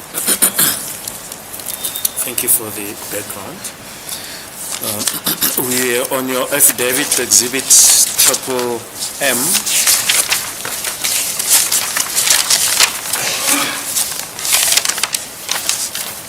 On page 3, you've already read paragraph 3 of page 3 into the record, but just to contextualize what follows, can you just place that on record again? Paragraph 3 from paragraph 3. Paragraph is start. Must I read it from the Yes. On 23 July 2020, during the performance of my official duties, I conducted a microscopic verification on fired bullets examined by Lieutenant Colonel C. Mangena under Phosphorus case 636/10/2014, lab 217267/2004, as required by the ballistic standard operating procedures and protocols. 23 July 2020 kwenzela umsebenzi wami ngabheka ngazama ukuhlolisisa ngaphansi kwe-microscope izinhlamvu ezazidutshulwe u-Lieutenant Colonel C. Mangena ngaphansi kwaleli cala u-case 66 of 10/2014 lab eyayibhekwe ebhaliswe ngenamba ethi lab 217267/14 njengoba-ke ngilandela imigomo ye-ballistic standard operating procedures and protocols. Can you explain the term verification? Manje awuchazele leli gama elithi verification uthi lisho ukuthini? Verification is not redoing of the work that was done by the examiner. Uma sithi verification usho ukuthi ukubukeza asisho ukuthi uphinde wenze umsebenzi owenziwe yilo owayehlaziya. It is just to determine, to verify the correctness of the findings that were generated. Ukubukeza ke umphumela owawuvezwe yilo owayehlaziya.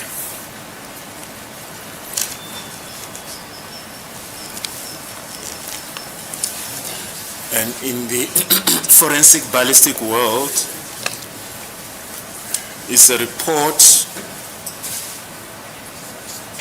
regarding identification issued before there's verification. Manje ke uma ke lapha ngaphansi kwalinda kwalomsebenzi weballistic lokubukeza lokwenziwa ke uma umbiko ungaka usubhaliwe mayelana nokuhlaziya. The report is issued after, on conclusion of the verification process. I-report leyasekugcineni ikhishwa uma lokubukeza lokusekwenziwe konke.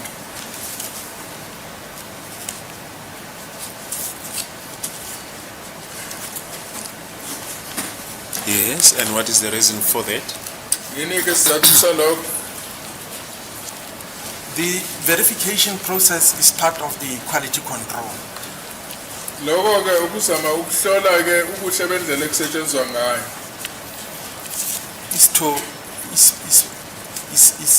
It is there in place to minimize or eliminate the risk of issuing an incorrect report or a report based on incorrect findings. Lokho ke kuzama ukugwema ukuthi kukhishwe umbiko ongaphelele ngendlela eyamukelekayo. It is part and parcel of the checks and balances which are in place. Endlela yokuhlola nokuhlaziya ukuthi amaphutha awenzekanga yini.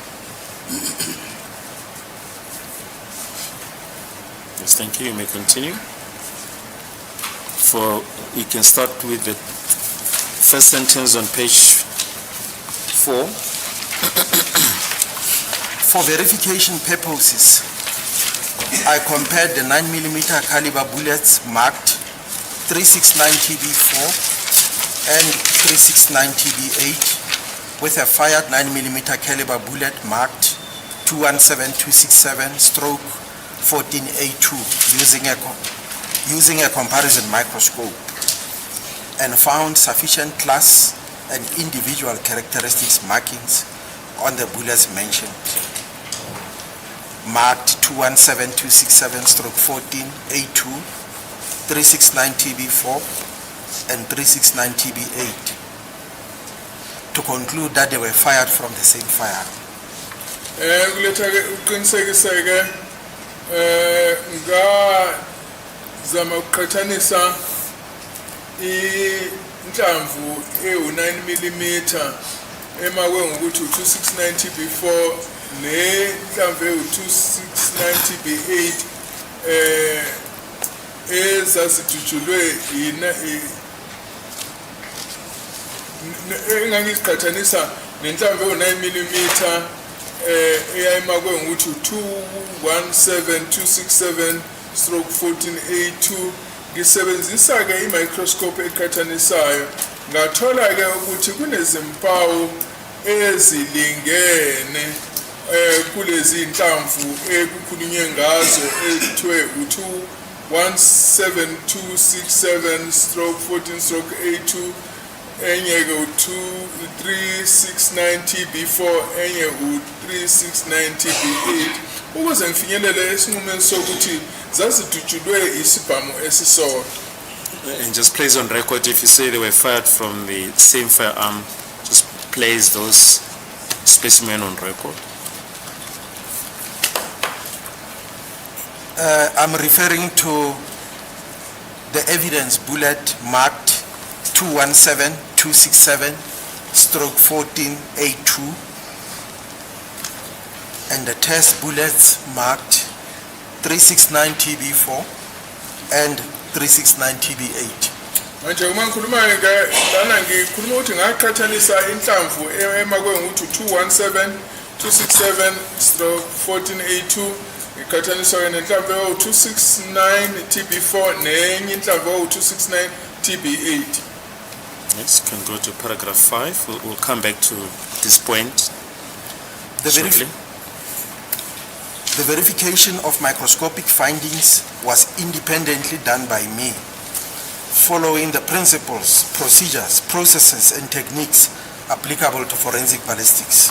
Kanti umsebenzi-ke wokwenza-ke ukuhlola nge-microscope wenziwa yimina ngingasizwa, futhi-ke ngangilandela-ke izimiso nezindlela zokusebenza ezisetshenziswa-ke kwa-forensic ballistics. Now, these principles, procedures, processes, and techniques applicable to forensic ballistics, which are those? Manje lezimiso-ke nezindlela nenqubo ezisetshenziswa kwa-forensic ballistics yiziphi lezo? As I've already stated that our work is governed by the theory of identification. Njengoba sengishilo ukuthi umsebenzi wethu usebenzisa kakhulu le theory yokuhlonza. So it forms part of the principles. Enye-ke yezinto-ke ezisisiza ukuthi-ke silandele izimiso. And the fundamental principle which states that it is humanly impossible to manufacture two objects so that their surface contours are microscopically identical. Ukusho ukuthi-ke kuthiwa-ke silandeka-ke lesi simiso sithi angeke ukwazi ukuthi kwakhiwe izinto ezimbili ezifanana ncimishi. By the procedures, I'm making reference to our procedures at ballistic section. We have standard operating procedures. Khona inqubo esinazo lapha kwa-ballistic ezisetshenziswayo ngaso sonke isikhathi. The standard operating procedures will indicate how the work, will make it mandatory how the work must be done, how the examination must be done. Yizona-ke lezi inqubo esinazo ezisiphoqelela ukuthi sisebenze ngendlela ethize uma senza umsebenzi wethu. So the processes I'm referring to an array of activities that must be conducted in order to to do this kind of examination. Kusho ukuthi ke lana ngikhuluma ngemisetshenzana ethile eminingi elandelanayo efanele yenziwe ukuze senze umsebenzi ngendlela efanele. And there are certain techniques involved in conducting such a process. For example, when an examination is done under the microscope, there are certain techniques relating to lighting of the specimen, how light should be, the degree of the angle of light. I mean to say the angle of light, how the equipment must be operated. So it forms part of the techniques. Indlela esenza ngayo ke zihambelana nokuningana esifanele kubhekwe njengokuthi ke uma ukuthi kusenziswa kukhona ilambu elikhanyiselwa ke kulento esihlola kufanele ikhanyiswe ngayiphi indlela.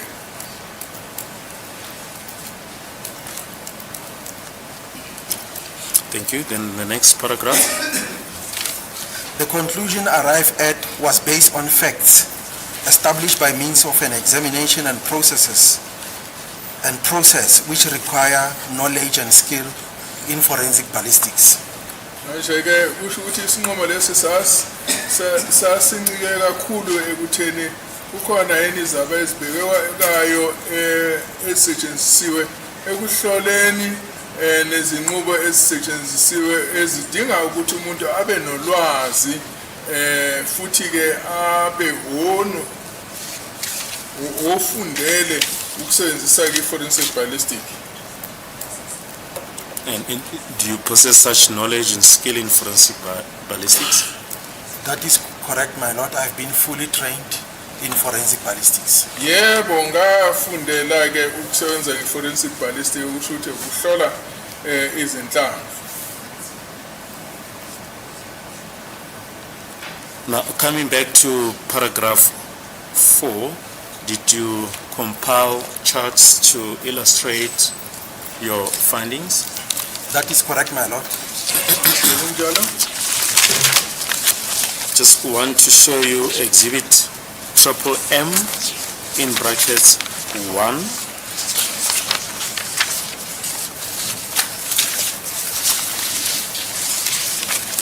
Which consists of 6 pages. Then the next exhibit is exhibit M in brackets 2, which also consists of 6 pages. If you can take the court through those court charts. If possible, there's also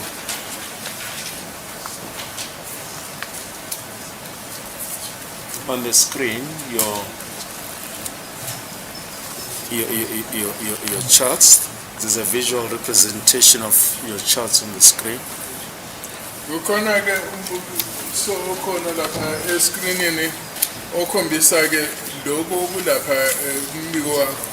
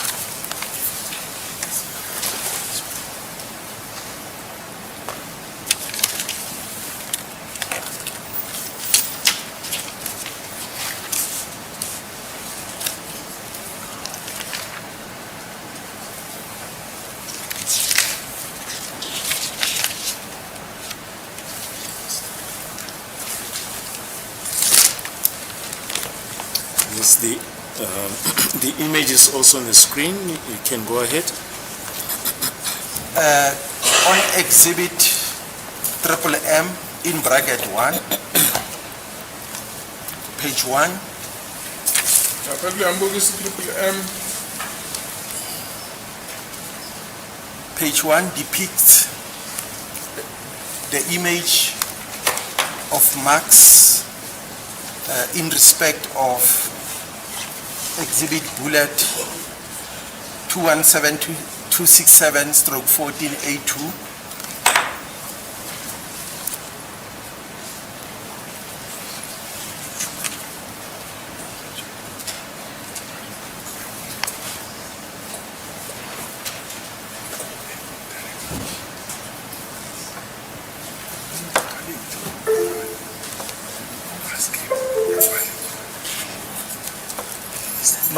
My lord, where I am positioned and where the screen is positioned, it's not going to be easy for me to be able to point. You want to be centrally positioned? Yes, I cannot see the screen. You want the screen to be turned around? That's correct, that's correct. A little bit, if it can be turned a little bit to my direction.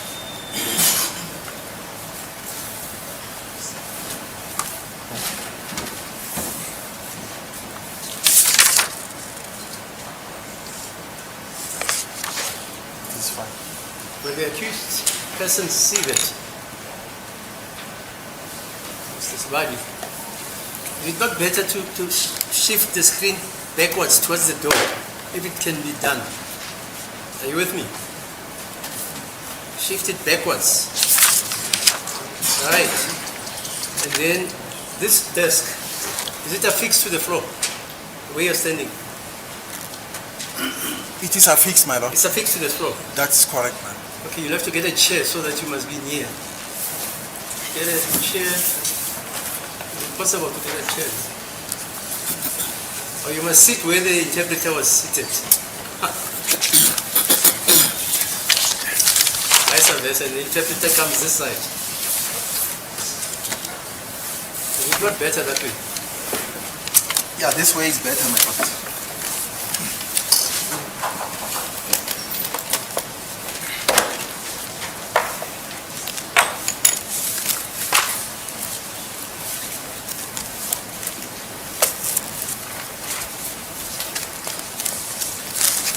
Okay. Page 1 of exhibit M in bracket 1. ikhasi lokuqala ke lombukiso M in bracket 1 which shows the striations which are running. This shows the striations on the exhibit and the test. ikhombisa ke imigqa ke kulenhlamvu umbukiso nalezi inhlamvu ke ezokuhlola ama-test bullet. The image on the left side of the thick dividing line represent the exhibit bullet. Manje ke ngakwesokunqeleke kwalomugqa lo owehlukanisayo lapha phakathi nesithombe ukhombisa ke inhlamvu evela esigamekweni. The image on the right of the thick dividing line, if you can just represent the exhibit, I mean to say, the test. Luhlangothi ke lwesithombe olungekwesokudla kwesithombe. Emva kwesokudla kwalomugqa owehlukanisa isithombe kabili ukhombisa ke inhlamvu lena esetshenziswayo ukuthi kuqhathaniswe ngayo i-test bullet. This area which is depicted on the photograph, this area of interest, it is a groove impressed area. Kuthiwa ke lapho ke le ndawo ekhonjiswayo lapha kukhonjiswa ke lapho ke umselo lapha esibhamini ukhonjiswa umselo senhlamvini yesibhamu. We usually call it the length on the bullet, but the correct term is groove impressed area. Kubizwa ukuthi ngesingisi phecelezi i-groove impressed area. Kodwa ke igama elijwayele ukusetshenziswa kuthiwa uland. There are striation lines running horizontally. Kunemigqa ke yokuhuzuka edwebekile. Yeah, I think just point one line at a time and illustrate how it runs horizontally. The line, Ke ukhombise omunye wale migqa usikhombisa ukuthi ihamba kanjani ukuthi iqhathaniseka kanjani. the line at the bottom, it runs and it runs from the left and continues to the right. Lo mugqa ke ole ngenzansi usuka ke ngakwesokunxele uqhubeke uye ngakwesokudla.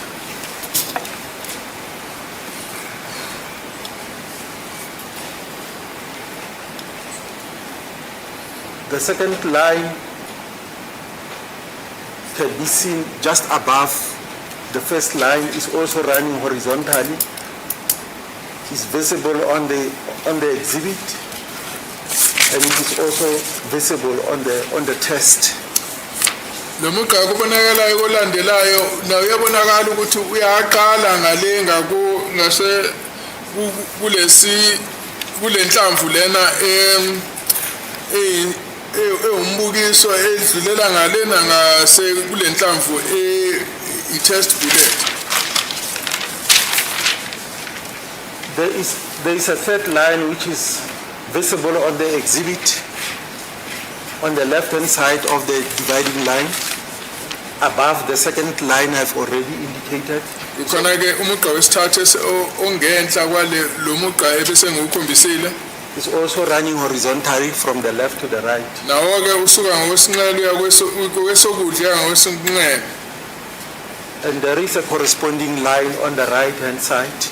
Khona ke nomugqa ke ofananayo nawo ngakwesokudla. This one is on the test. Lona ke utholakala kulenhlamvu ekuhlolwa ngayo.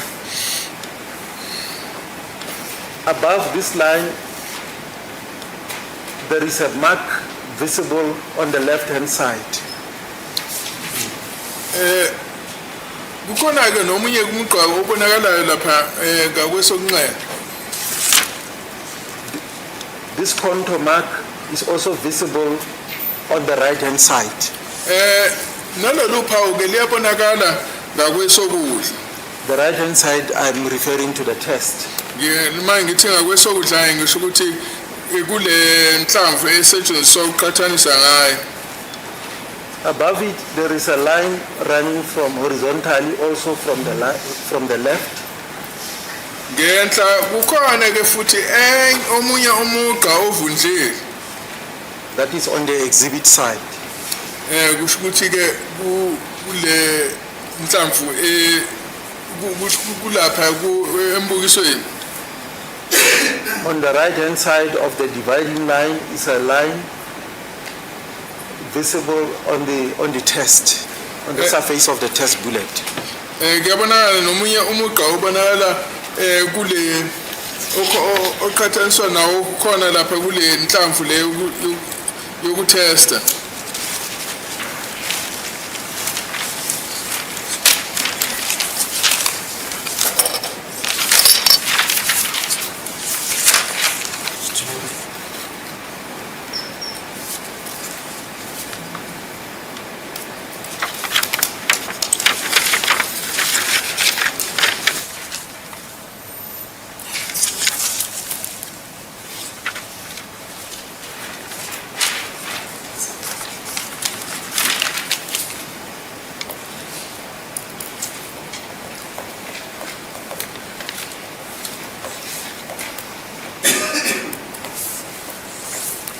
It's almost time for the long adjournment. Can we maybe take the long adjournment at this point? 1 o'clock, 2 o'clock. 2 o'clock, man. Okay, let's come back at 2.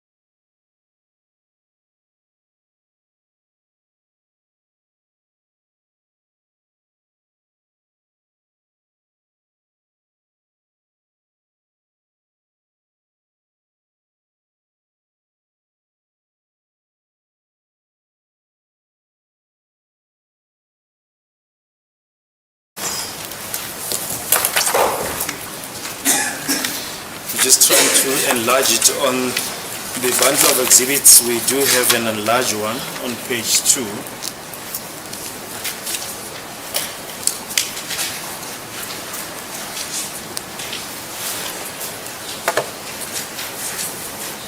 You can proceed, Lieutenant Colonel. Page 2 is just an enlargement of the first page, my lord. Okay. It's the same image. Ikhasi lesibili-ke ilapho okukhuliswa khona lesi sithombe sekhasini lokuqala. Maybe if you can just briefly just show the marks. As I've already shown the marks, the marks, I'll start from the bottom to the top.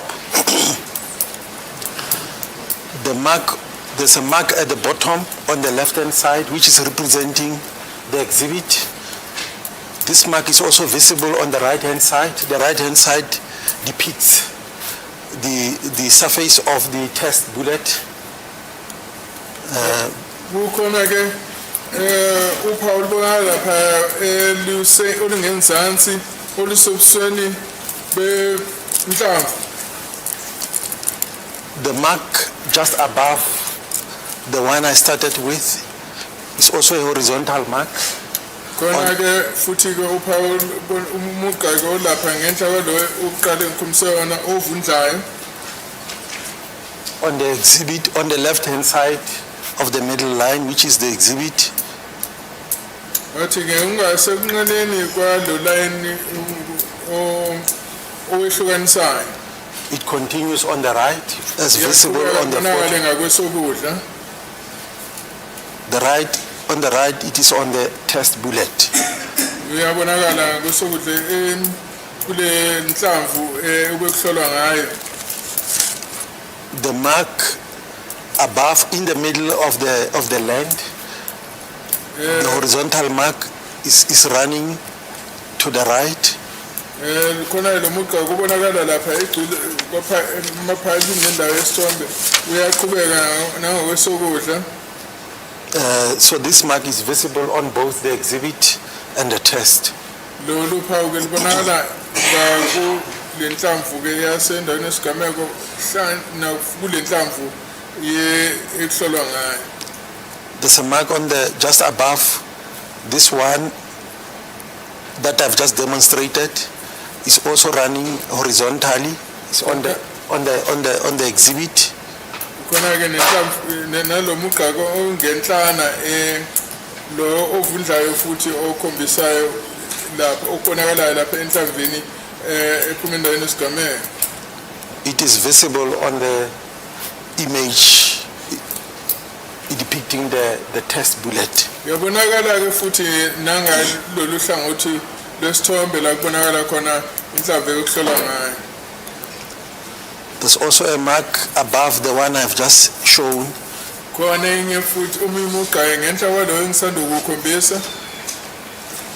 It is also visible on the right-hand side. That is on the area of the specimen representing the test. Uyabonakala futhi nangakulolu hlangothi lwangokwesokudla la kukhona khona isithombe sa le nhlamvu okuhlolwa ngayo.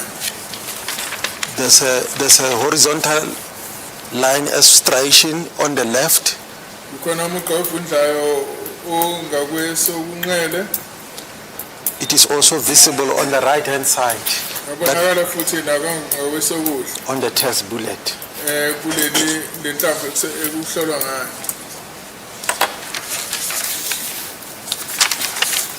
Page 3.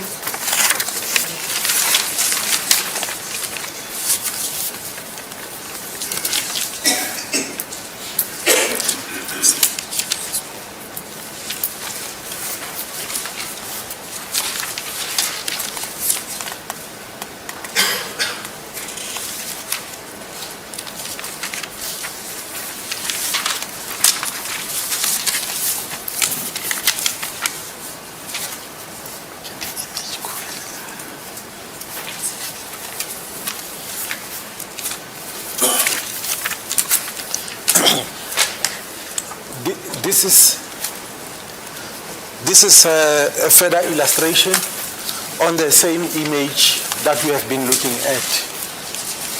Musa lana ke isithombe sizamkhombisa ngokucacile lesi sithombe besisibuka. Arrows number 6 on the left, ebhalwe ukuthi number 6.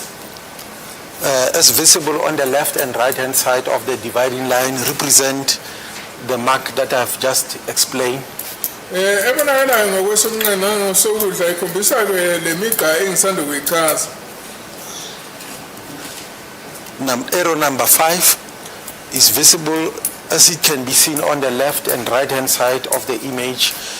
Umugqa ke lona lemicibisho le number 5 naye iyakhombisa lezi mpawu ebengisanda ukusikhombisa. Is pointing to the marks that I've already explained. Khombisa lezi mpawu esanda ukusikhombisa. Arrow number 4 as visible on the left and the right hand side of the middle line. Imicibisho lo mugqa okhulunywa imicibisho lo number 4 iyabonakala ngakwesokunxele nangosokudla. They show the mark that I've just explained. Khombisa ke lolu phawu engisanda ukulikhombisa.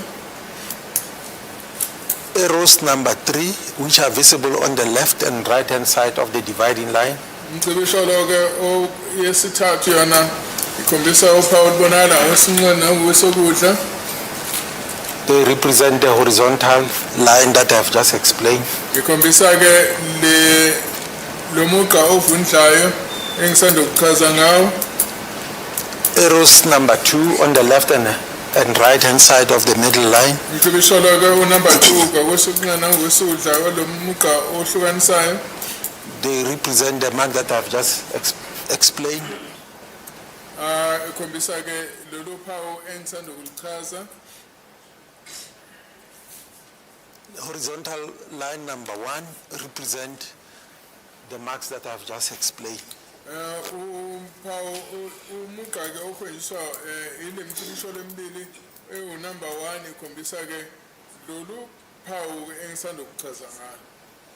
This mark is visible on the left and right hand side. Lolu phawu lolubonakala kwesokudla nangokwesokunxele kwalesi sithombe. Of the dividing line. Ngakwesokodla nasokunxele kwalo mugqa owehlukanisayo. And which groove is this? Lemsalelo esubhekile ke imuphi? It is a groove impressed area that we commonly call the land. I've given it just an imaginary number 1 for orientation purposes. Umsalelo unike inamba ngathi uzoba number 1 ukuze sikwazi ukuthi sikhuluma ngani. And how many matching striations could you count? I was able to count up to 6.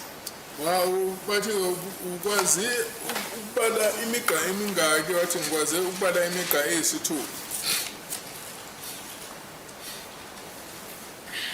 Yes, and did you put the test number on record? The test that I used, Test bullet number? the test bullet that I use for this purpose is test number 8, TB8. It is 369 TB8. Manje ke le inhlamvu lena ebengiyisebenzisa yokuhlola ngayo ile number ebizwa ukuthi 369 TB8. Kusho ukuthi yona ke test bullet ebengiyisebenzisa. Do you remember what type of ammunition this was? Sakhumbula ukuthi iluphi uhlobo lwenhlamvu lolu obulisebenzisa. This is a full metal jacket bullet. Lokho kubizwa ngokuthi full metal jacket bullet.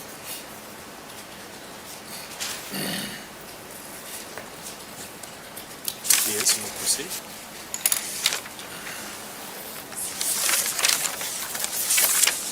Page 4.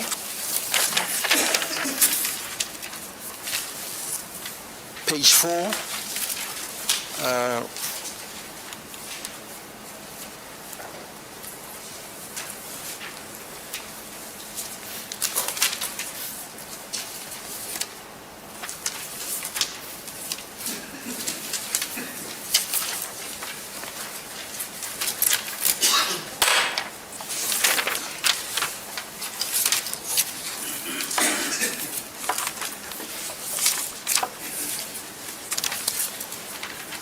Page 4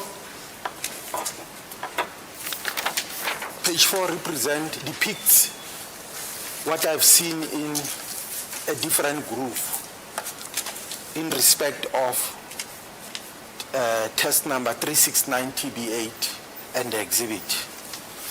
Kushuthi-ke lana kubonakala omiyisele onezimpawu kule nhlamvu 369 TB8. And for orientation purposes, this will be groove number? This will be imaginary groove number 2. Kushuke lana-ke kunikwe igama lokuthi umsele wesibili.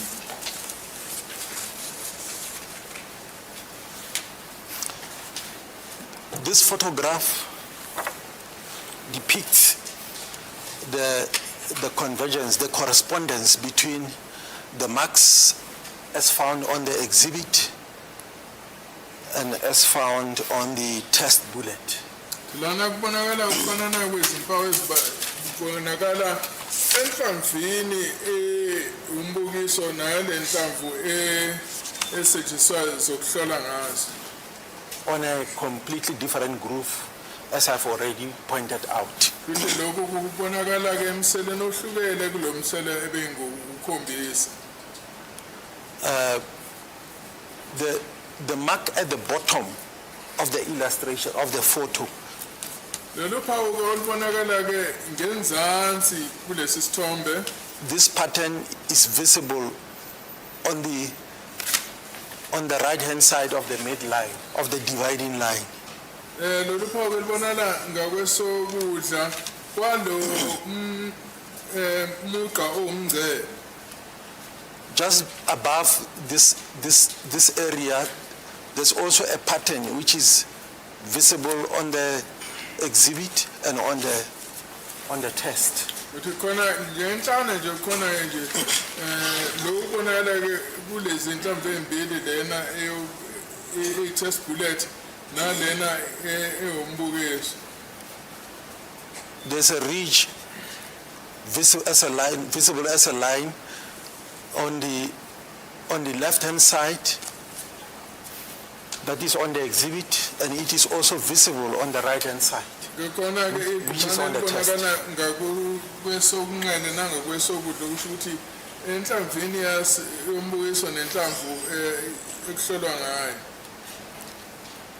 There's also a line above that one, which is corresponding with the line on the right-hand side. The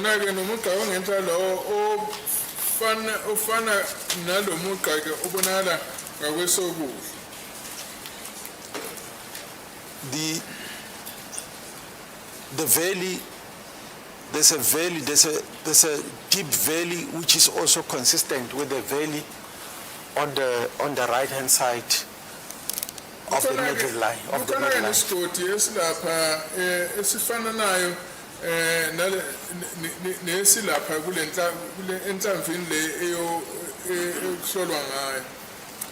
The pattern visible, that is the overall impression of the pattern. The pattern visible on the left-hand side is consistent with the pattern visible on the right-hand side of the midline.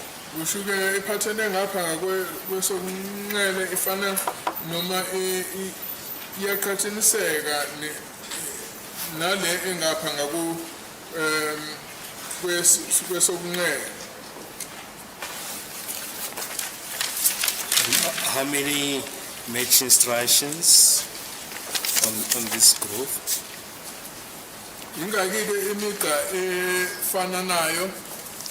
Here I'm able to count 1, 2, 3, 4, my lord. Lana ngikwazi ukubala imigqa emine efananayo.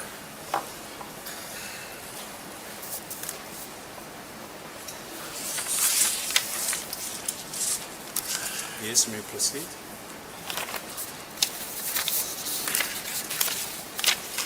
Page 5.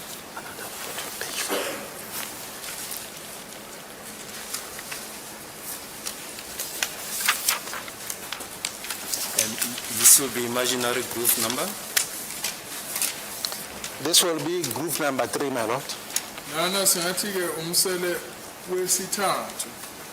So this is a completely different group from the ones that I have already explained. Lana umugesi ubonayo akuwona lemigale ebengilo ngichaza ngayo.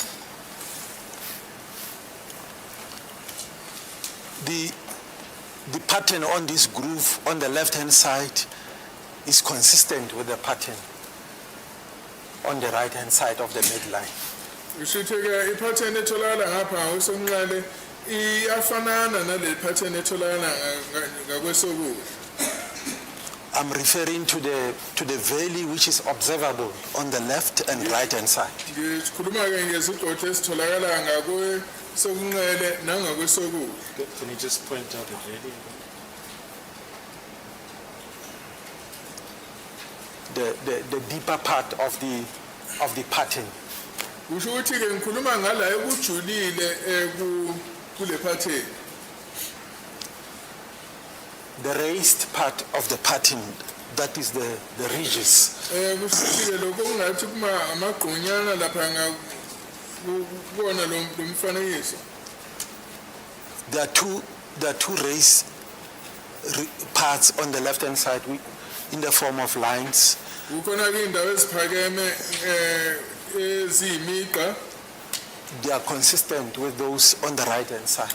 Ziyafanana nalezi sitholakala ngakwesokudla. Immediately after this line, this raised line, the most upper one, there's a ridge.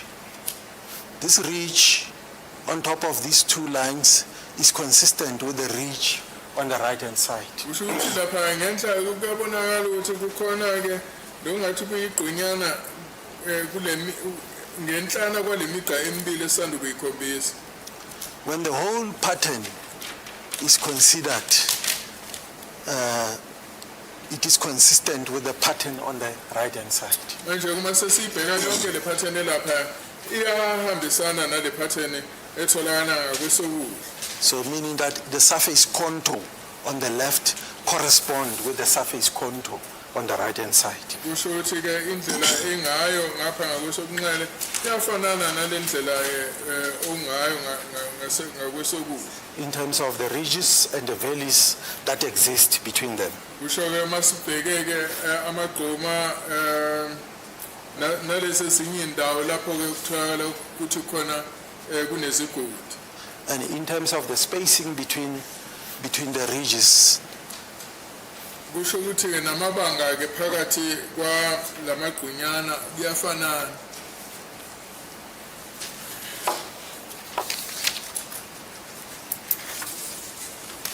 And how many striations were you able to identify? in this case, I'm able to identify 3, my lord. Manje kuleku ke sikwazile ukubona izimpawu eziyimigqa ezintathu. And just put in record, this is test bullet marked. Oh, the test bullet is marked 369 TB8. Manje ke le test bullet esikhuluma ngayo u369 TB8. This is a full metal jacket test bullet. I-test bullet ke uhlobo le-FMJ full metal jacket.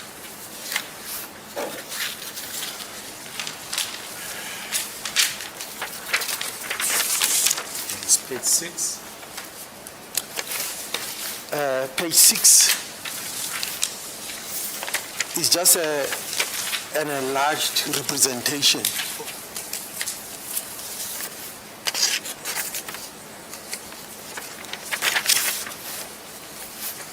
It's just an enlarged representation of the illustration that I've already explained. Hayi lapha ekhulwini lesithupha kubonakala nje la kukhuliswe khona lesi sithombe sibonakale ngisanda ukuchaza ngaso. Just show again those on the enlarged photo, the striations. This photo shows the valley at the bottom. Lapha ke kulesi sithombe sikhombisa lapha isigodi ngenzansi. Showing the same profile on the left and right hand side of the dividing ikhombisa line. ke ukufanana ngakwesokunxele nangokwesokudla. The two lines representing the ridges running from the left to the right, which are parallel to each other. Manje lamagquma abonakalayo ngakwesokunxele nangokwesokudla afananayo nawo abonakala. The space between these two lines is the same as on the test cartridge case. I mean test bullet. Amabanga ke phakathi kwalamagquma afanana nawo. The valley on top of these raised lines Isigodi ke sila kule migqa le ephakeme ngamagquba. is corresponding with the valley which is on the right hand side representing the Ifanana test. nesigodi esingapha ngakwesokudla. So the overall impression of the contour, it shows that the contour mark on the left hand side and on the right hand side, they are coming from the same source. Usho ukuthi kuyabonakala ukuthi ke lezi impawu lezi sitholakala lapha ngakwesokunxele nangosokudla zingabe ziphuma entweni eyodwa.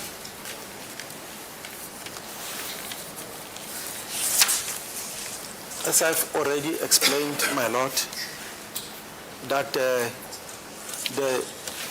at Ballistic South Africa, the standard method that we use is pattern matching. Njengoba ngisengishilo ukuthi la ballistic South Africa senzisa uhlobo ke lokuhlola kuthiwa i-ballistic matching. Although consecutive matching strier is not prohibited as well. Noma ke sishike consecutive matching strier nayo singayichitheli ngaphandle. These illustrations that I'm making lemfanekiso ke ngikhombisa ngayo should be interpreted within the spirit of pattern matching. ifanele ke futhi ke ichazwe ngokubheka pattern matching kusho ukuthi ufananisa ama pattern, meaning that the striations are indicated on the first, that is on the land, that is area number 1, groove number 1. kusho ukuthi kufanele ama pattern esobhekayo ilawa lapha kule ndawo ebizwa ngokuthi indawo yokuqala area number 1. They were validated and confirmed by the striations, by the pattern that I found on groove number 2. kusho ukuthi aqinisekiswa yilogo engakuthola lapha kule pattern yesibili. Because these grooves are in perfect orientation. Ngoba ke le migqa lebonakalayo nemsele lebonakalayo lapha iyakhombisa ukuthi impela isendaweni efananayo. If you say they're in perfect orientation, can you just explain that in simpler terms? It means, as I have, just like as I put the lengths side by side, and I numbered them number 1. When I rotate the bullets, they will follow the same sequence. Kusho ukuthi ke uma ngilokhu ngiguquguqula inhlamvu uthola ukuthi le migqa lena itholakala isendaweni eyodwa. So that groove number 1 is always in alignment with groove number 1. Groove number 1 on the exhibit is always in alignment with groove number 1 on the test. Kusho ukuthi umsele wokuqala uyabonakala ukuthi uqondene nomsele wokuqala kule nhlamvu ekuhlolwa ngayo i-test bullet. When I look at the features in groove number 2, bona ke impawu eziku number 2, groove number 1, both grooves number 1 must be still aligned.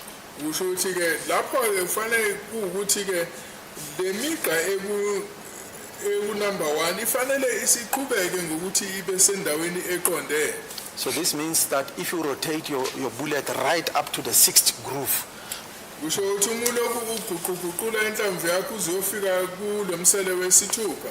groove number 1 from the exhibit side will still be aligned with groove number 1 on the test side. kusho ukuthi ke umsele wokuqala kule nhlamvu ethola endaweni yesigama isafanele iqhubeke iqondane nomsele wokuqala ku test bullet. So this is the demand placed on examination by the rules of pattern matching. Yilokhu ke okuqhubeka kufuneka ngaphansi kwezimiso ke zokwenza i-pattern matching. Even in CMS it is like that. Nangaphansi kwe-CMS kunjalo.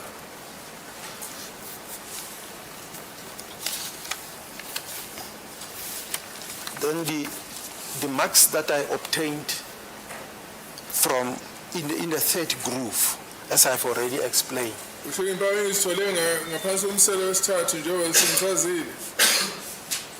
they also confirm and validate what I have found in groove number 1 and in groove number 2. Qhubeka zilethe isiqiniseko saloko engithole emseleni wokuqala nasemseleni wesibili. If an examiner follows this approach, Uma ke ohlolayo landela lendlela the propensity of committing error becomes very, very low. kusho ukuthi ke angenza iphutha kuba kuncane kakhulu. If not negligible at all. Uma kuukuthi ke singakwazi ngeke sakwazi ukuthi sivele sichithe kukonke.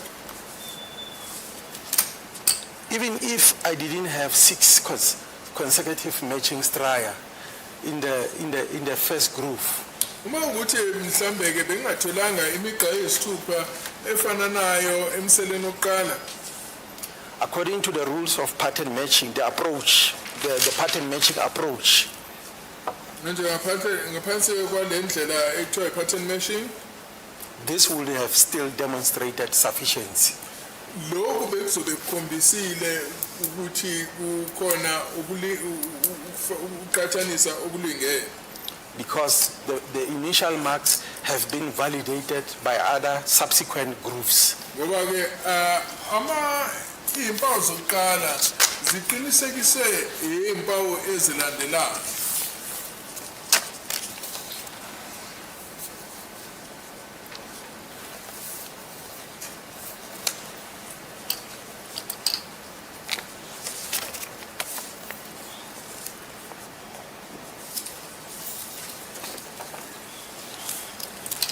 Yes.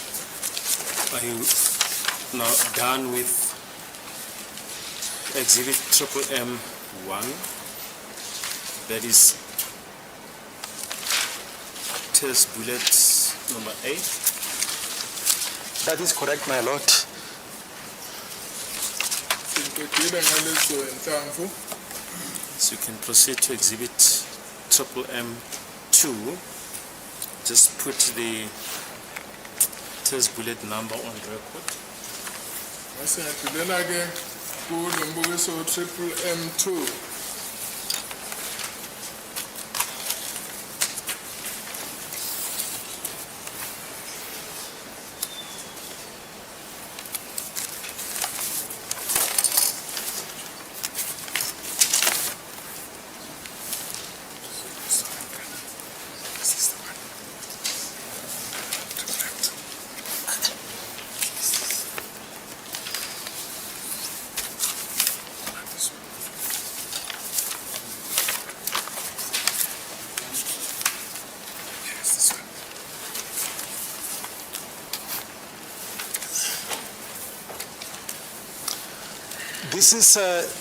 This photograph depicts the marks that I have seen in respect of the exhibit and the test bullet marked 369 TB4. Manje lana kukhombisa ke ukuqhathaniswa kwenhlamvu ekuyona ewumbukiso siqhathanisa nalenhlamvu yokuhlola i-test bullet 369 TB4. This groove I have given it just an imaginary number, call it groove 1. Lana ke nginike lo msele lo esubhekile inombolo yokuthi umsele uqala. This is a complete metal jacket bullet, test bullet. Then I can try in time for your trouble complete metal jacket. Compared with an exhibit bullet. See, Clayton is again in time for telling the in scammer. When the surface contour is studied,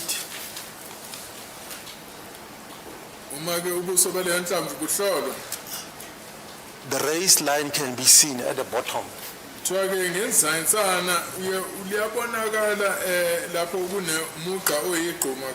That is at the bottom of the profile.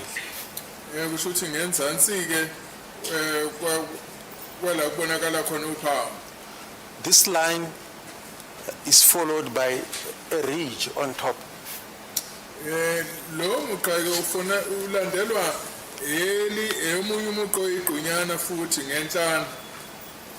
This applies to both the left and the right.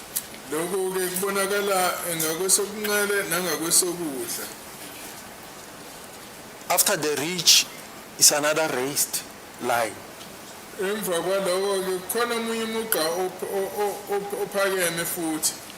Actually, I wanted to say the ridge is followed by the valley. The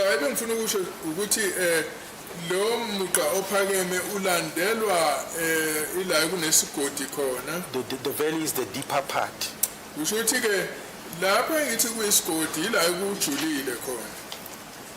Then follows the ridge on top, just after the valley.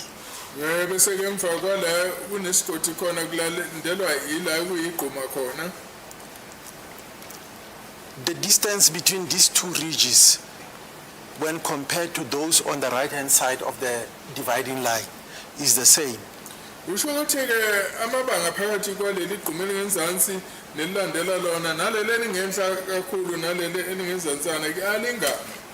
So the requirement of spatial relationship has been fulfilled.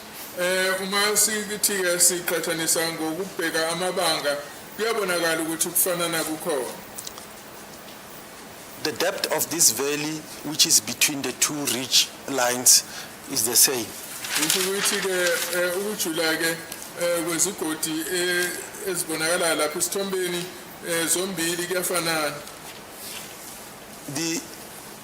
The profile that follows after the ridge, from the ridge to the uppermost part of the profile, is the same.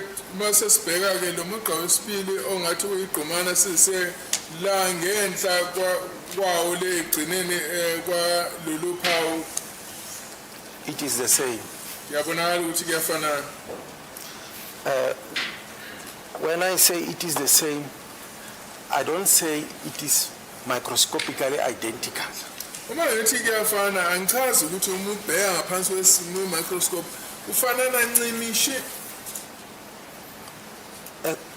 As I've already indicated, that ballistics is not based on the fact that the two marks which are being compared should be microscopically identical to make a positive match.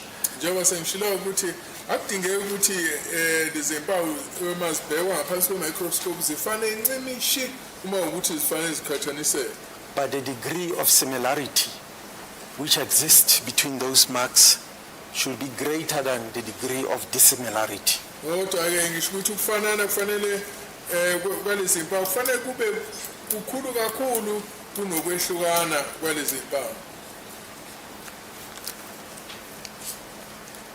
So from this, I rotated. I do not know if there's another. There's a larger. Oh no, it is the same. Yeah, I'm finished with this one, my lord.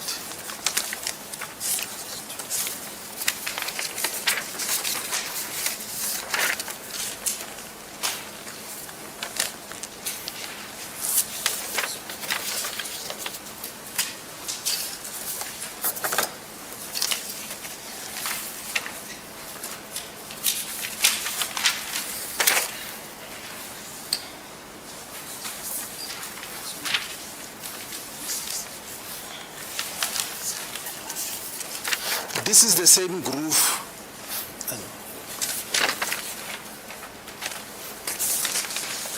Lana sibheke wona lo msele esisanda kubheka.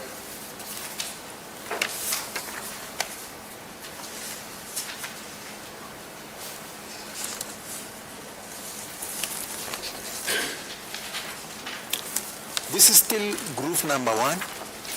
Kusewona ke lo msele wokuqala.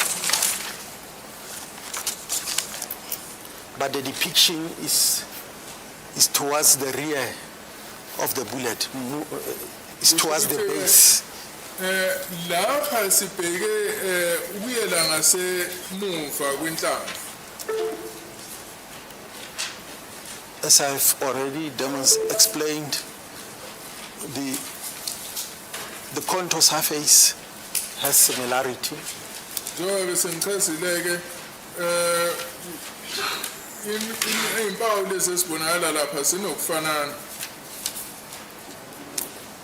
The two prominent lines, which are ridges, are visible on both the left and the right hand side. Impawu ke lezi sikhombisa amagqoma lapha ziyafanana ngakwesokunxele nangokwesokudla.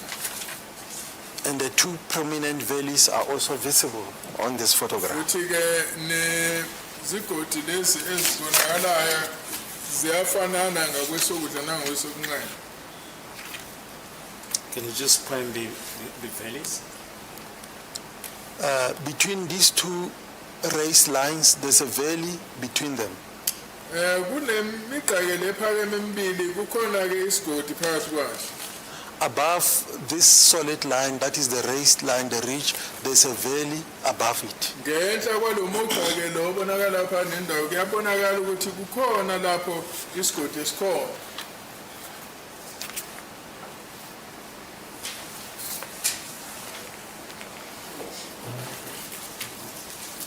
How many striations can you identify? I can identify 3. Imigqa ke ngikwazi ukuyibona lapha mithathu.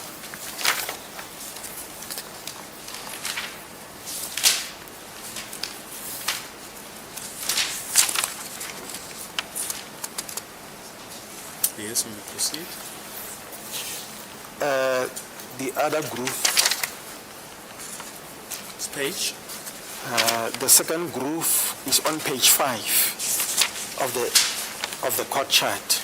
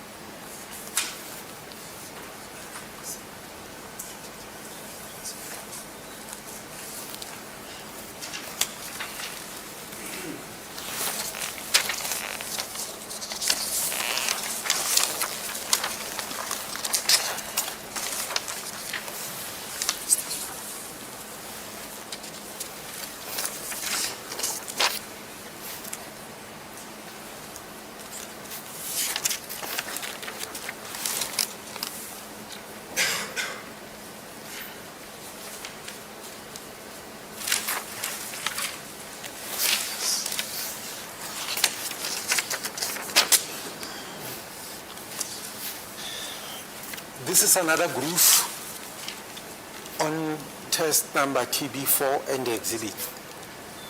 Omunye umsele kule nhlamvu le ethiwa u369 TB4. The profile, the topographical profile is the same. Usho ukuthi ke indlela ekunempawu ngayo lapha ebusweni bale zinhlamvu zombili kuyafanana. There's a line at the bottom which corresponds with the line at the bottom on the other side, on the test. Kukhona ke umugqa ongenzansi ofananayo nakulomugqa obonakala kule inhlamvu le yokuhlola i-test bullet. From this line to the more prominent line, the spatial relationship between this line and this line is the same. Uma sihlola ke lo migqa ke le ebonakala ngenhlana iyafana.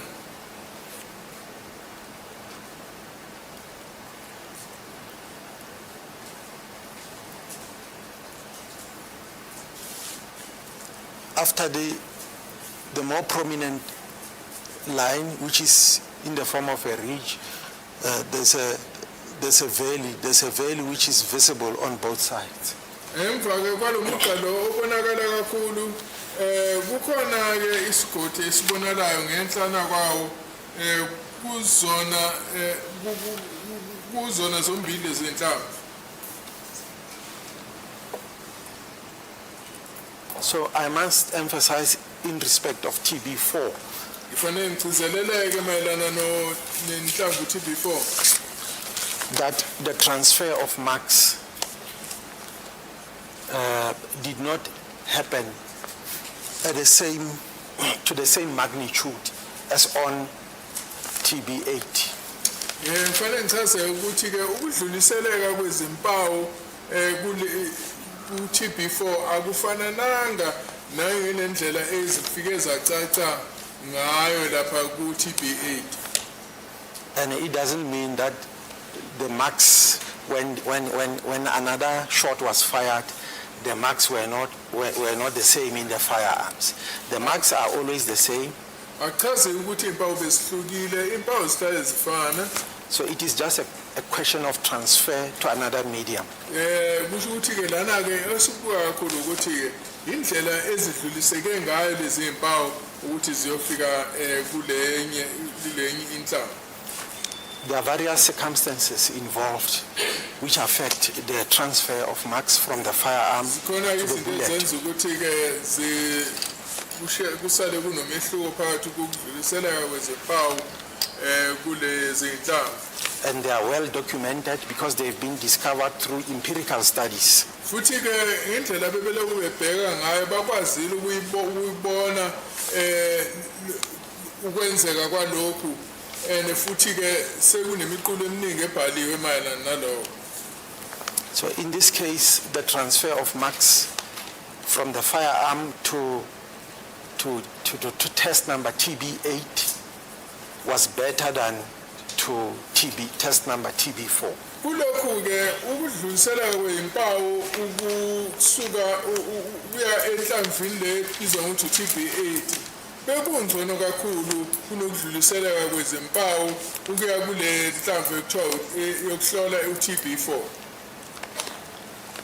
But TB4 is still showing that this is the correct firearm.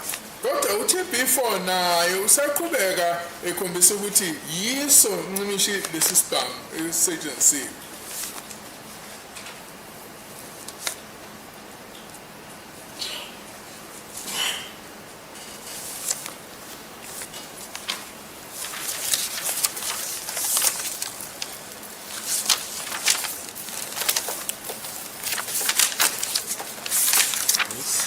May I proceed?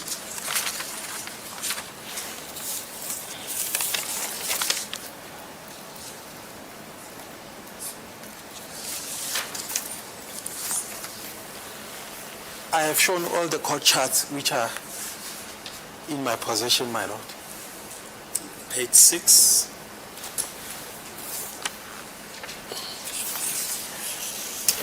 Enlarge. Page 6 is just an enlargement.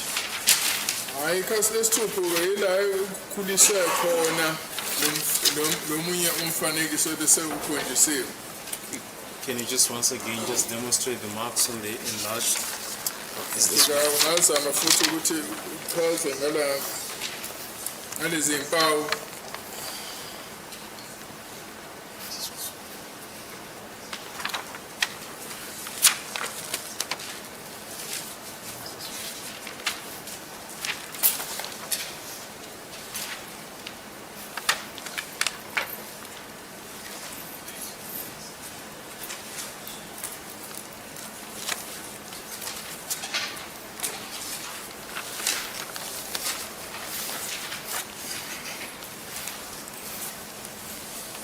So these are the same marks that I explained. yiso lezi impawu ebengichaza ngazo That when the complete profile of the exhibit and the test is considered and compared, similarities can be seen.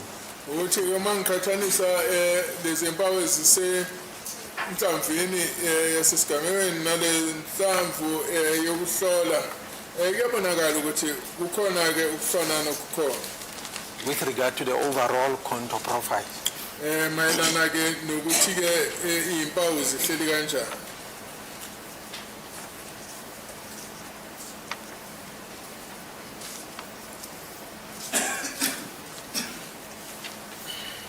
Thank you. Is there anything else that you want to explain regarding the charts? khona okunye udinga ukunezezela ukuchaza ngale machathi lawa walethile.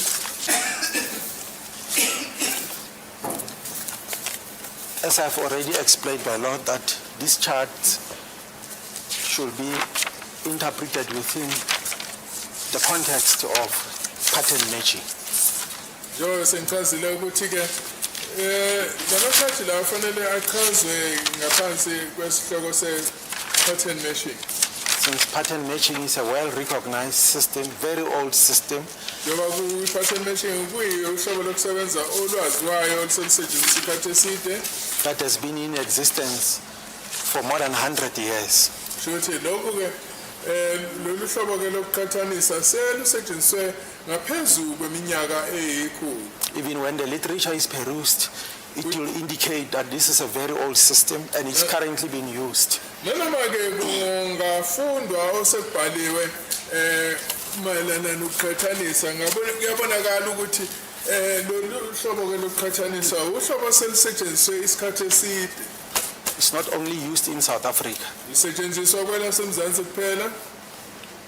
The CMS is in certain countries are in the process of implementing it. manje masikhuluma nge-CMS khona-ke amazwe azama ukuthi alufake lolu hlobo lokuqhathanisa.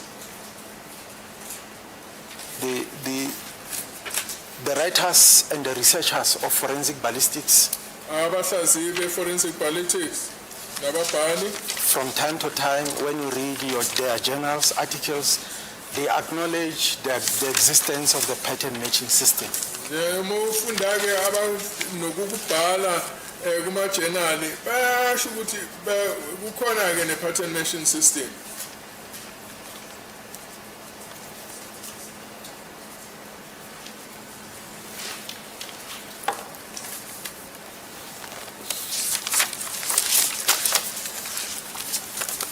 Now an image has been handed up by the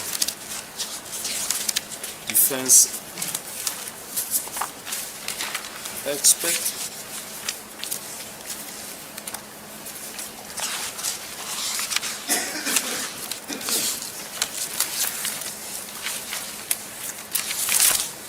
It's there on the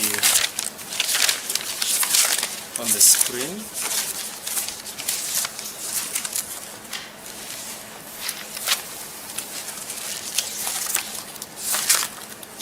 khona-ke lapho escreenini isithombe esilethwe uchwepheshe osiza abameli babasola.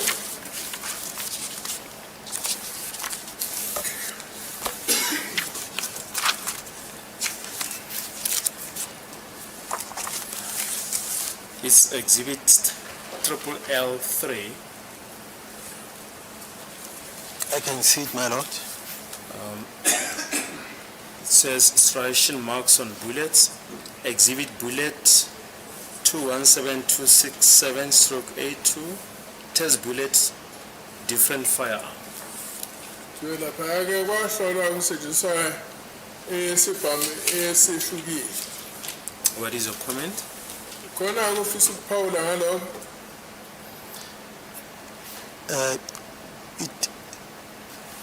What I can say is that, as I've already explained, that ballistics is based on the degree of correspondence. njengoba sengichazile ukuthi ballistic lena izinze kakhulu ekutheni izinga lokwehluka lingakanani, which means that the total weight of correspondence over the dissimilarities will determine whether a positive identification has been made. manje lokho kusho ukuthi ke izinga lokuqhathanisa nesisindo esitholakalayo ekuqhathaniseni lizosho ukuthi kuchaza ukuthi khona yini ukufanana okulingene. This means that in a positive identification, there will be similarities to a high degree. Kusho ukuthi lapho ukuthola ukuthi khona ngempela ukufananayo kusho ukuthi kuzobe kunezinto ezifananayo eziningi. And there will also be dissimilarities to a very low degree. Khona kuzobe kukhona ke nokwehluka okukhona kodwa kube sezingeni elincane. Just a minute.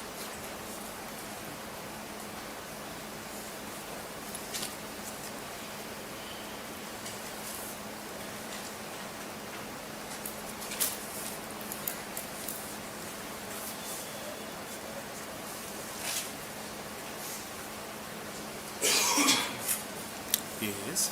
On tool marks known to have been produced by different tools, Uma ukhona impalo ezivelayo ezivezwe amathuluzi ahlukene, there will be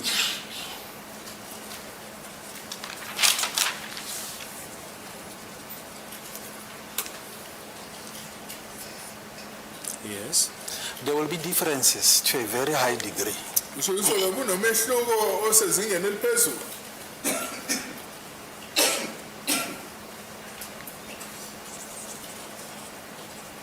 Yes. And there may be a small fraction of similarities. Kusho ukuthi kuzoba nengcosana encane yokufanana.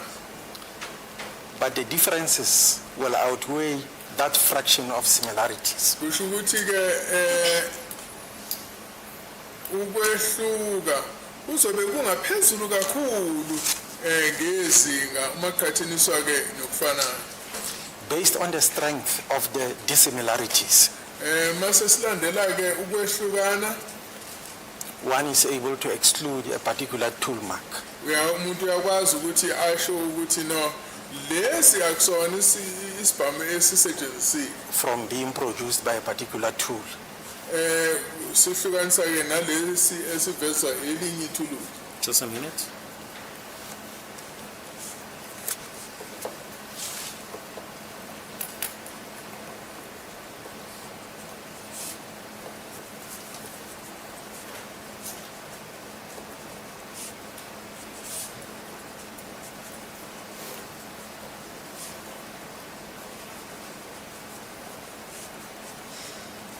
Yes. So this is more or less the representation of a known non-match. Lana ke kukhombisa ke ukuthi izinga lokwehlukana elaziwayo. The two tool marks were produced by different tools. Kusho ukuthi ke izimpawu ezilana zivezwe amathuluzi noma zishowe amathuluzi ehlukile. With a very small measure of similarities between Kusho them. ukuthi izinga lokufanana liphansi kakhulu.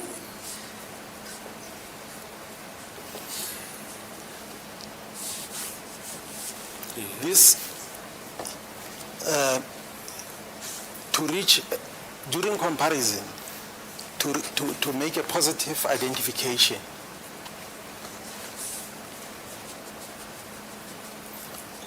Ukuthi ke sikwazi ukufinyelela la esikwazi ke ukuqhathanisa kutholakale ukufanana. this kind of similarity from tool marks produced by different tools Ukufanana ke okulapha okuvezwa amathuluzi amabili ehlukile. must be exceeded by far. Kufanele kwedlule kakhulu izinga lokufanana. Just a minute.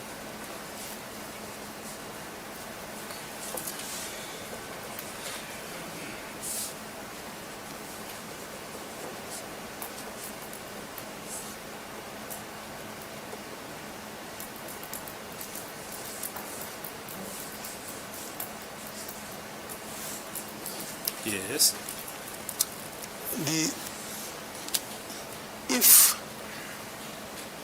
If the focus was only on one groove, Uba uthi ke sasibheke kuphela umselo owodwa in demonstrating the non-match, ekuzameni ukukhombisa ukungefani it is very incorrect. akuyona indlela yokusetshenzwa ngayo leyo Because we don't know anything about the other groups. ngoba asazi lutho ngaleminye imisele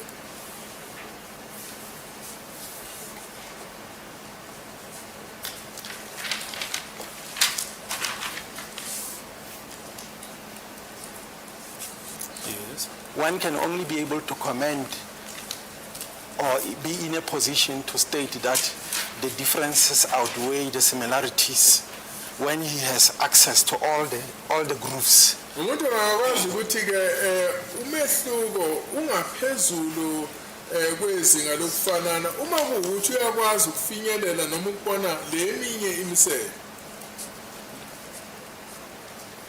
That determination cannot be made on a single group. manje ke leso sinqumo ngeke sakwazi ukuthathwa kubhekwe kuphela umsele owodwa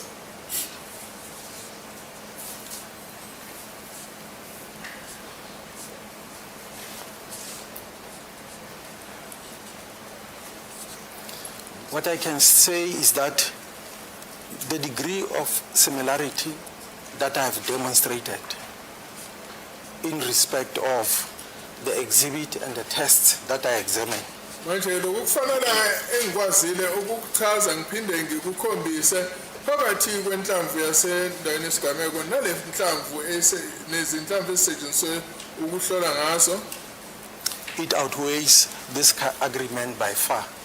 manje ke inesisindo esikhulu kakhulu kunaloku kufanana ukubonakala kukhonjiswe lapha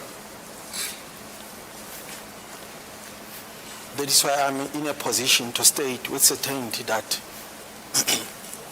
the marks on the exhibit bullet and the marks on the test bullets that I have examined are coming from a single source.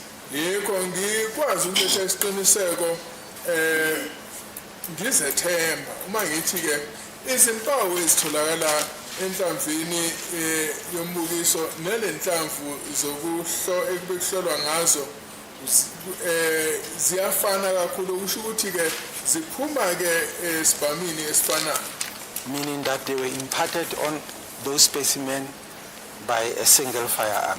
okusho ukuthi lezi impawu lezi zishiyeke kulezi nhlamvu lesi isibhamu esisodwa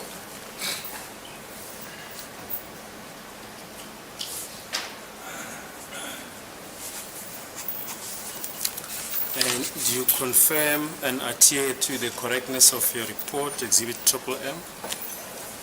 I confirm, my lord. ngathi ngiyaqinisekisa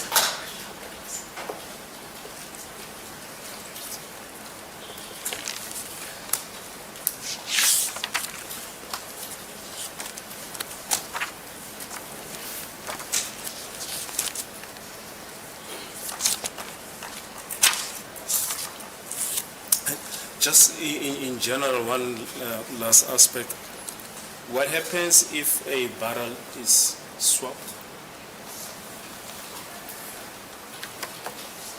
Can I please get the question again? Well, what happens if a barrel is swapped, is changed of a manje firearm? kwenzekani uma kuthi umbhobho ushintshiwe esibhamini wakhishwa ufakwa omunye When the barrel is swapped, all the individual characteristics inside that barrel will go with it. manje uma kuwukuthi umbhobho wesibhamu uyakhishwa kufakwe omunye kusho ukuthi ke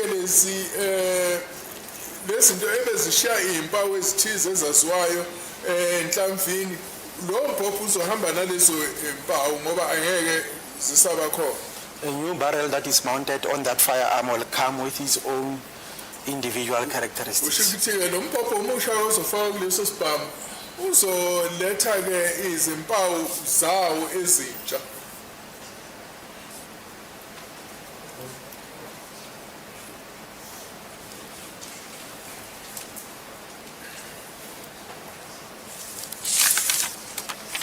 And if someone were to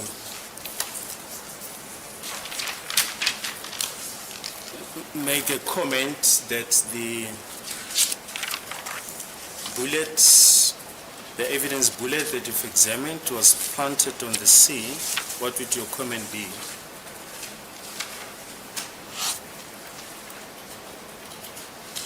The bullet was planted on the sea. Yes. What I can say, because in this case, if I comment, my comment will be based on the findings, Yes. the microscopic findings that I've personally arrived at.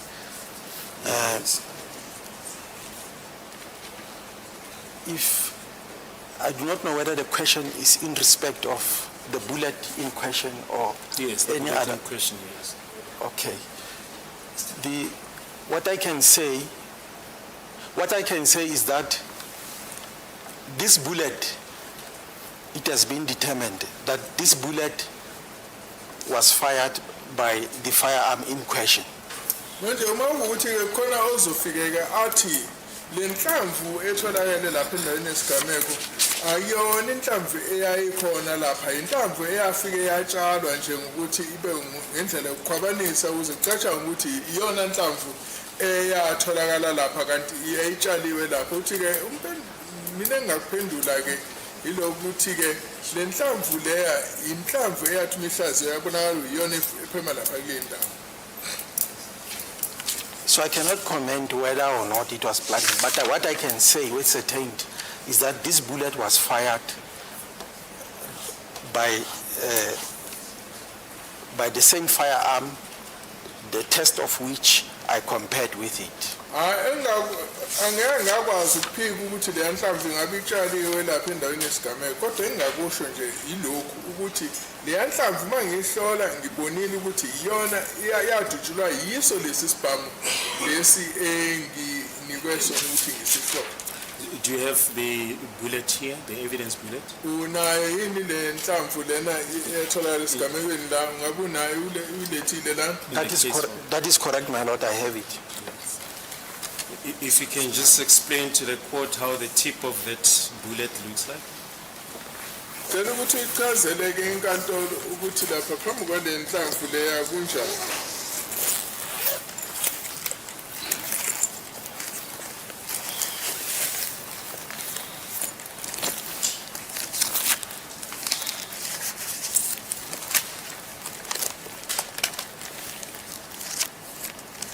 You can put it there, don't turn your back on the court, just put it there.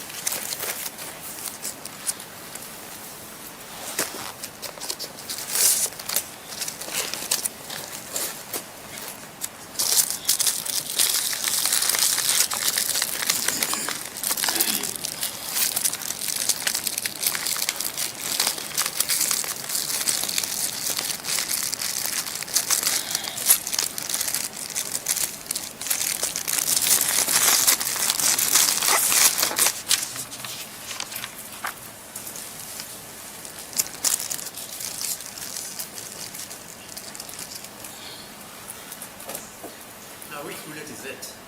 Mr. Baloyi? The evidence bullet, the bullets from the scene. Okay. If you can just describe its tip. Sicela ke sichazele ukuthi lunjani unqinqema lwangaphambili lwale nhlamvu. But before you do, just show it to everybody here. Because if we don't see things, they never are there. Before you describe it, can Mr. Baloyi give it to all the defense counsels so that they must see it? And when you start speaking, at least we know that everybody has seen what you say you are speaking about.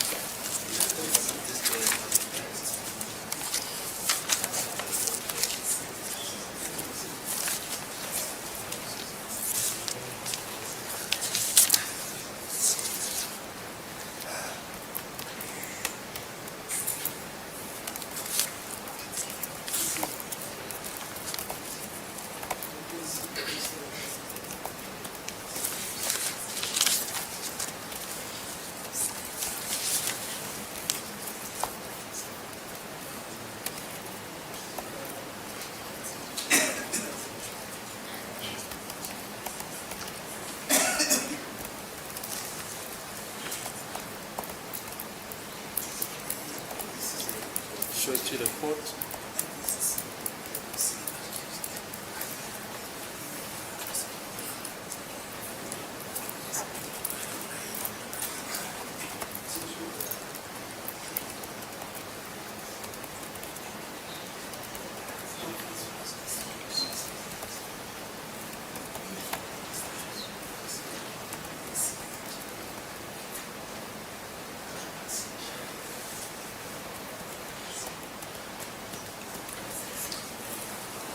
Show it to the accused.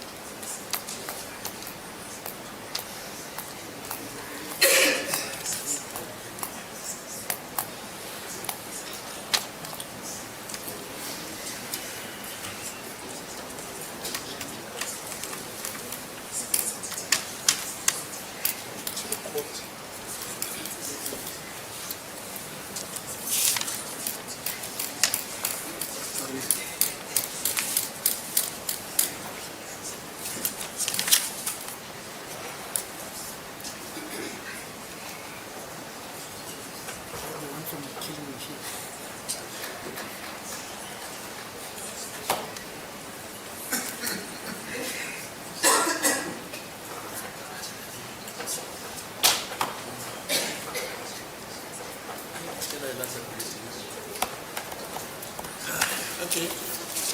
Just for record purposes, the bullet serves as Exhibit 4 before the court.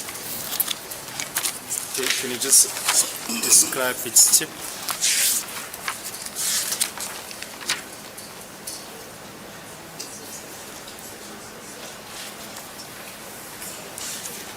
The bullet is a 9mm caliber bullet.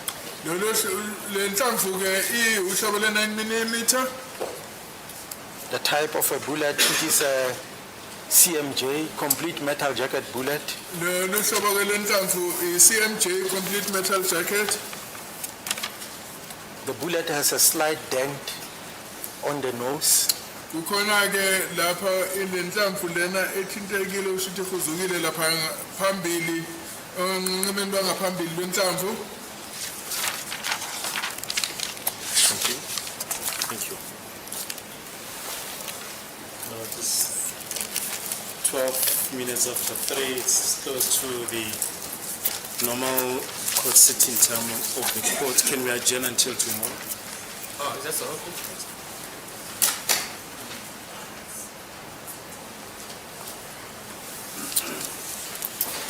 My colleagues have also indicated that they'd like a session with their ballistic expert this afternoon. When? This afternoon. Okay, fine. After the court is adjourned. Okay, we adjourn until tomorrow, 10 o'clock. Nkulunkulu nawupenza life ingendlela. South Africa woke this Monday to devastating news. Soccer star Senzo Mayiwa murdered. This is an actual tragedy. So something different story. Tell us, we want to know, who killed Senzo? For that independent, whatever paper they are, how dare you? When you go out like that and write something so false and untruth and misleading the nation. Because at the end of the day, I promise you this, you will have egg on your face. I've spoken about the Senzo Mayiwa issue so many times, but people have decided that they want me guilty. I see. You know? So yes, they have decided. So why defend myself? They must believe what they want to believe. Me and God know the truth. One thing I will never do is to protect someone who killed the father of my daughter's father. At what expense, really? So they can believe whatever they want to believe. At the end of the day, God still wins. Look, we hold a view, and a very strong view, that Senzo was killed. And those people in the house know who killed Senzo. We're more than convinced. Personally, I'm more than convinced Kelly knows. I'm more than convinced that she knows something. And there must be a way she must be held accountable. But it must be done in an orderly manner so that its outcome is not questionable.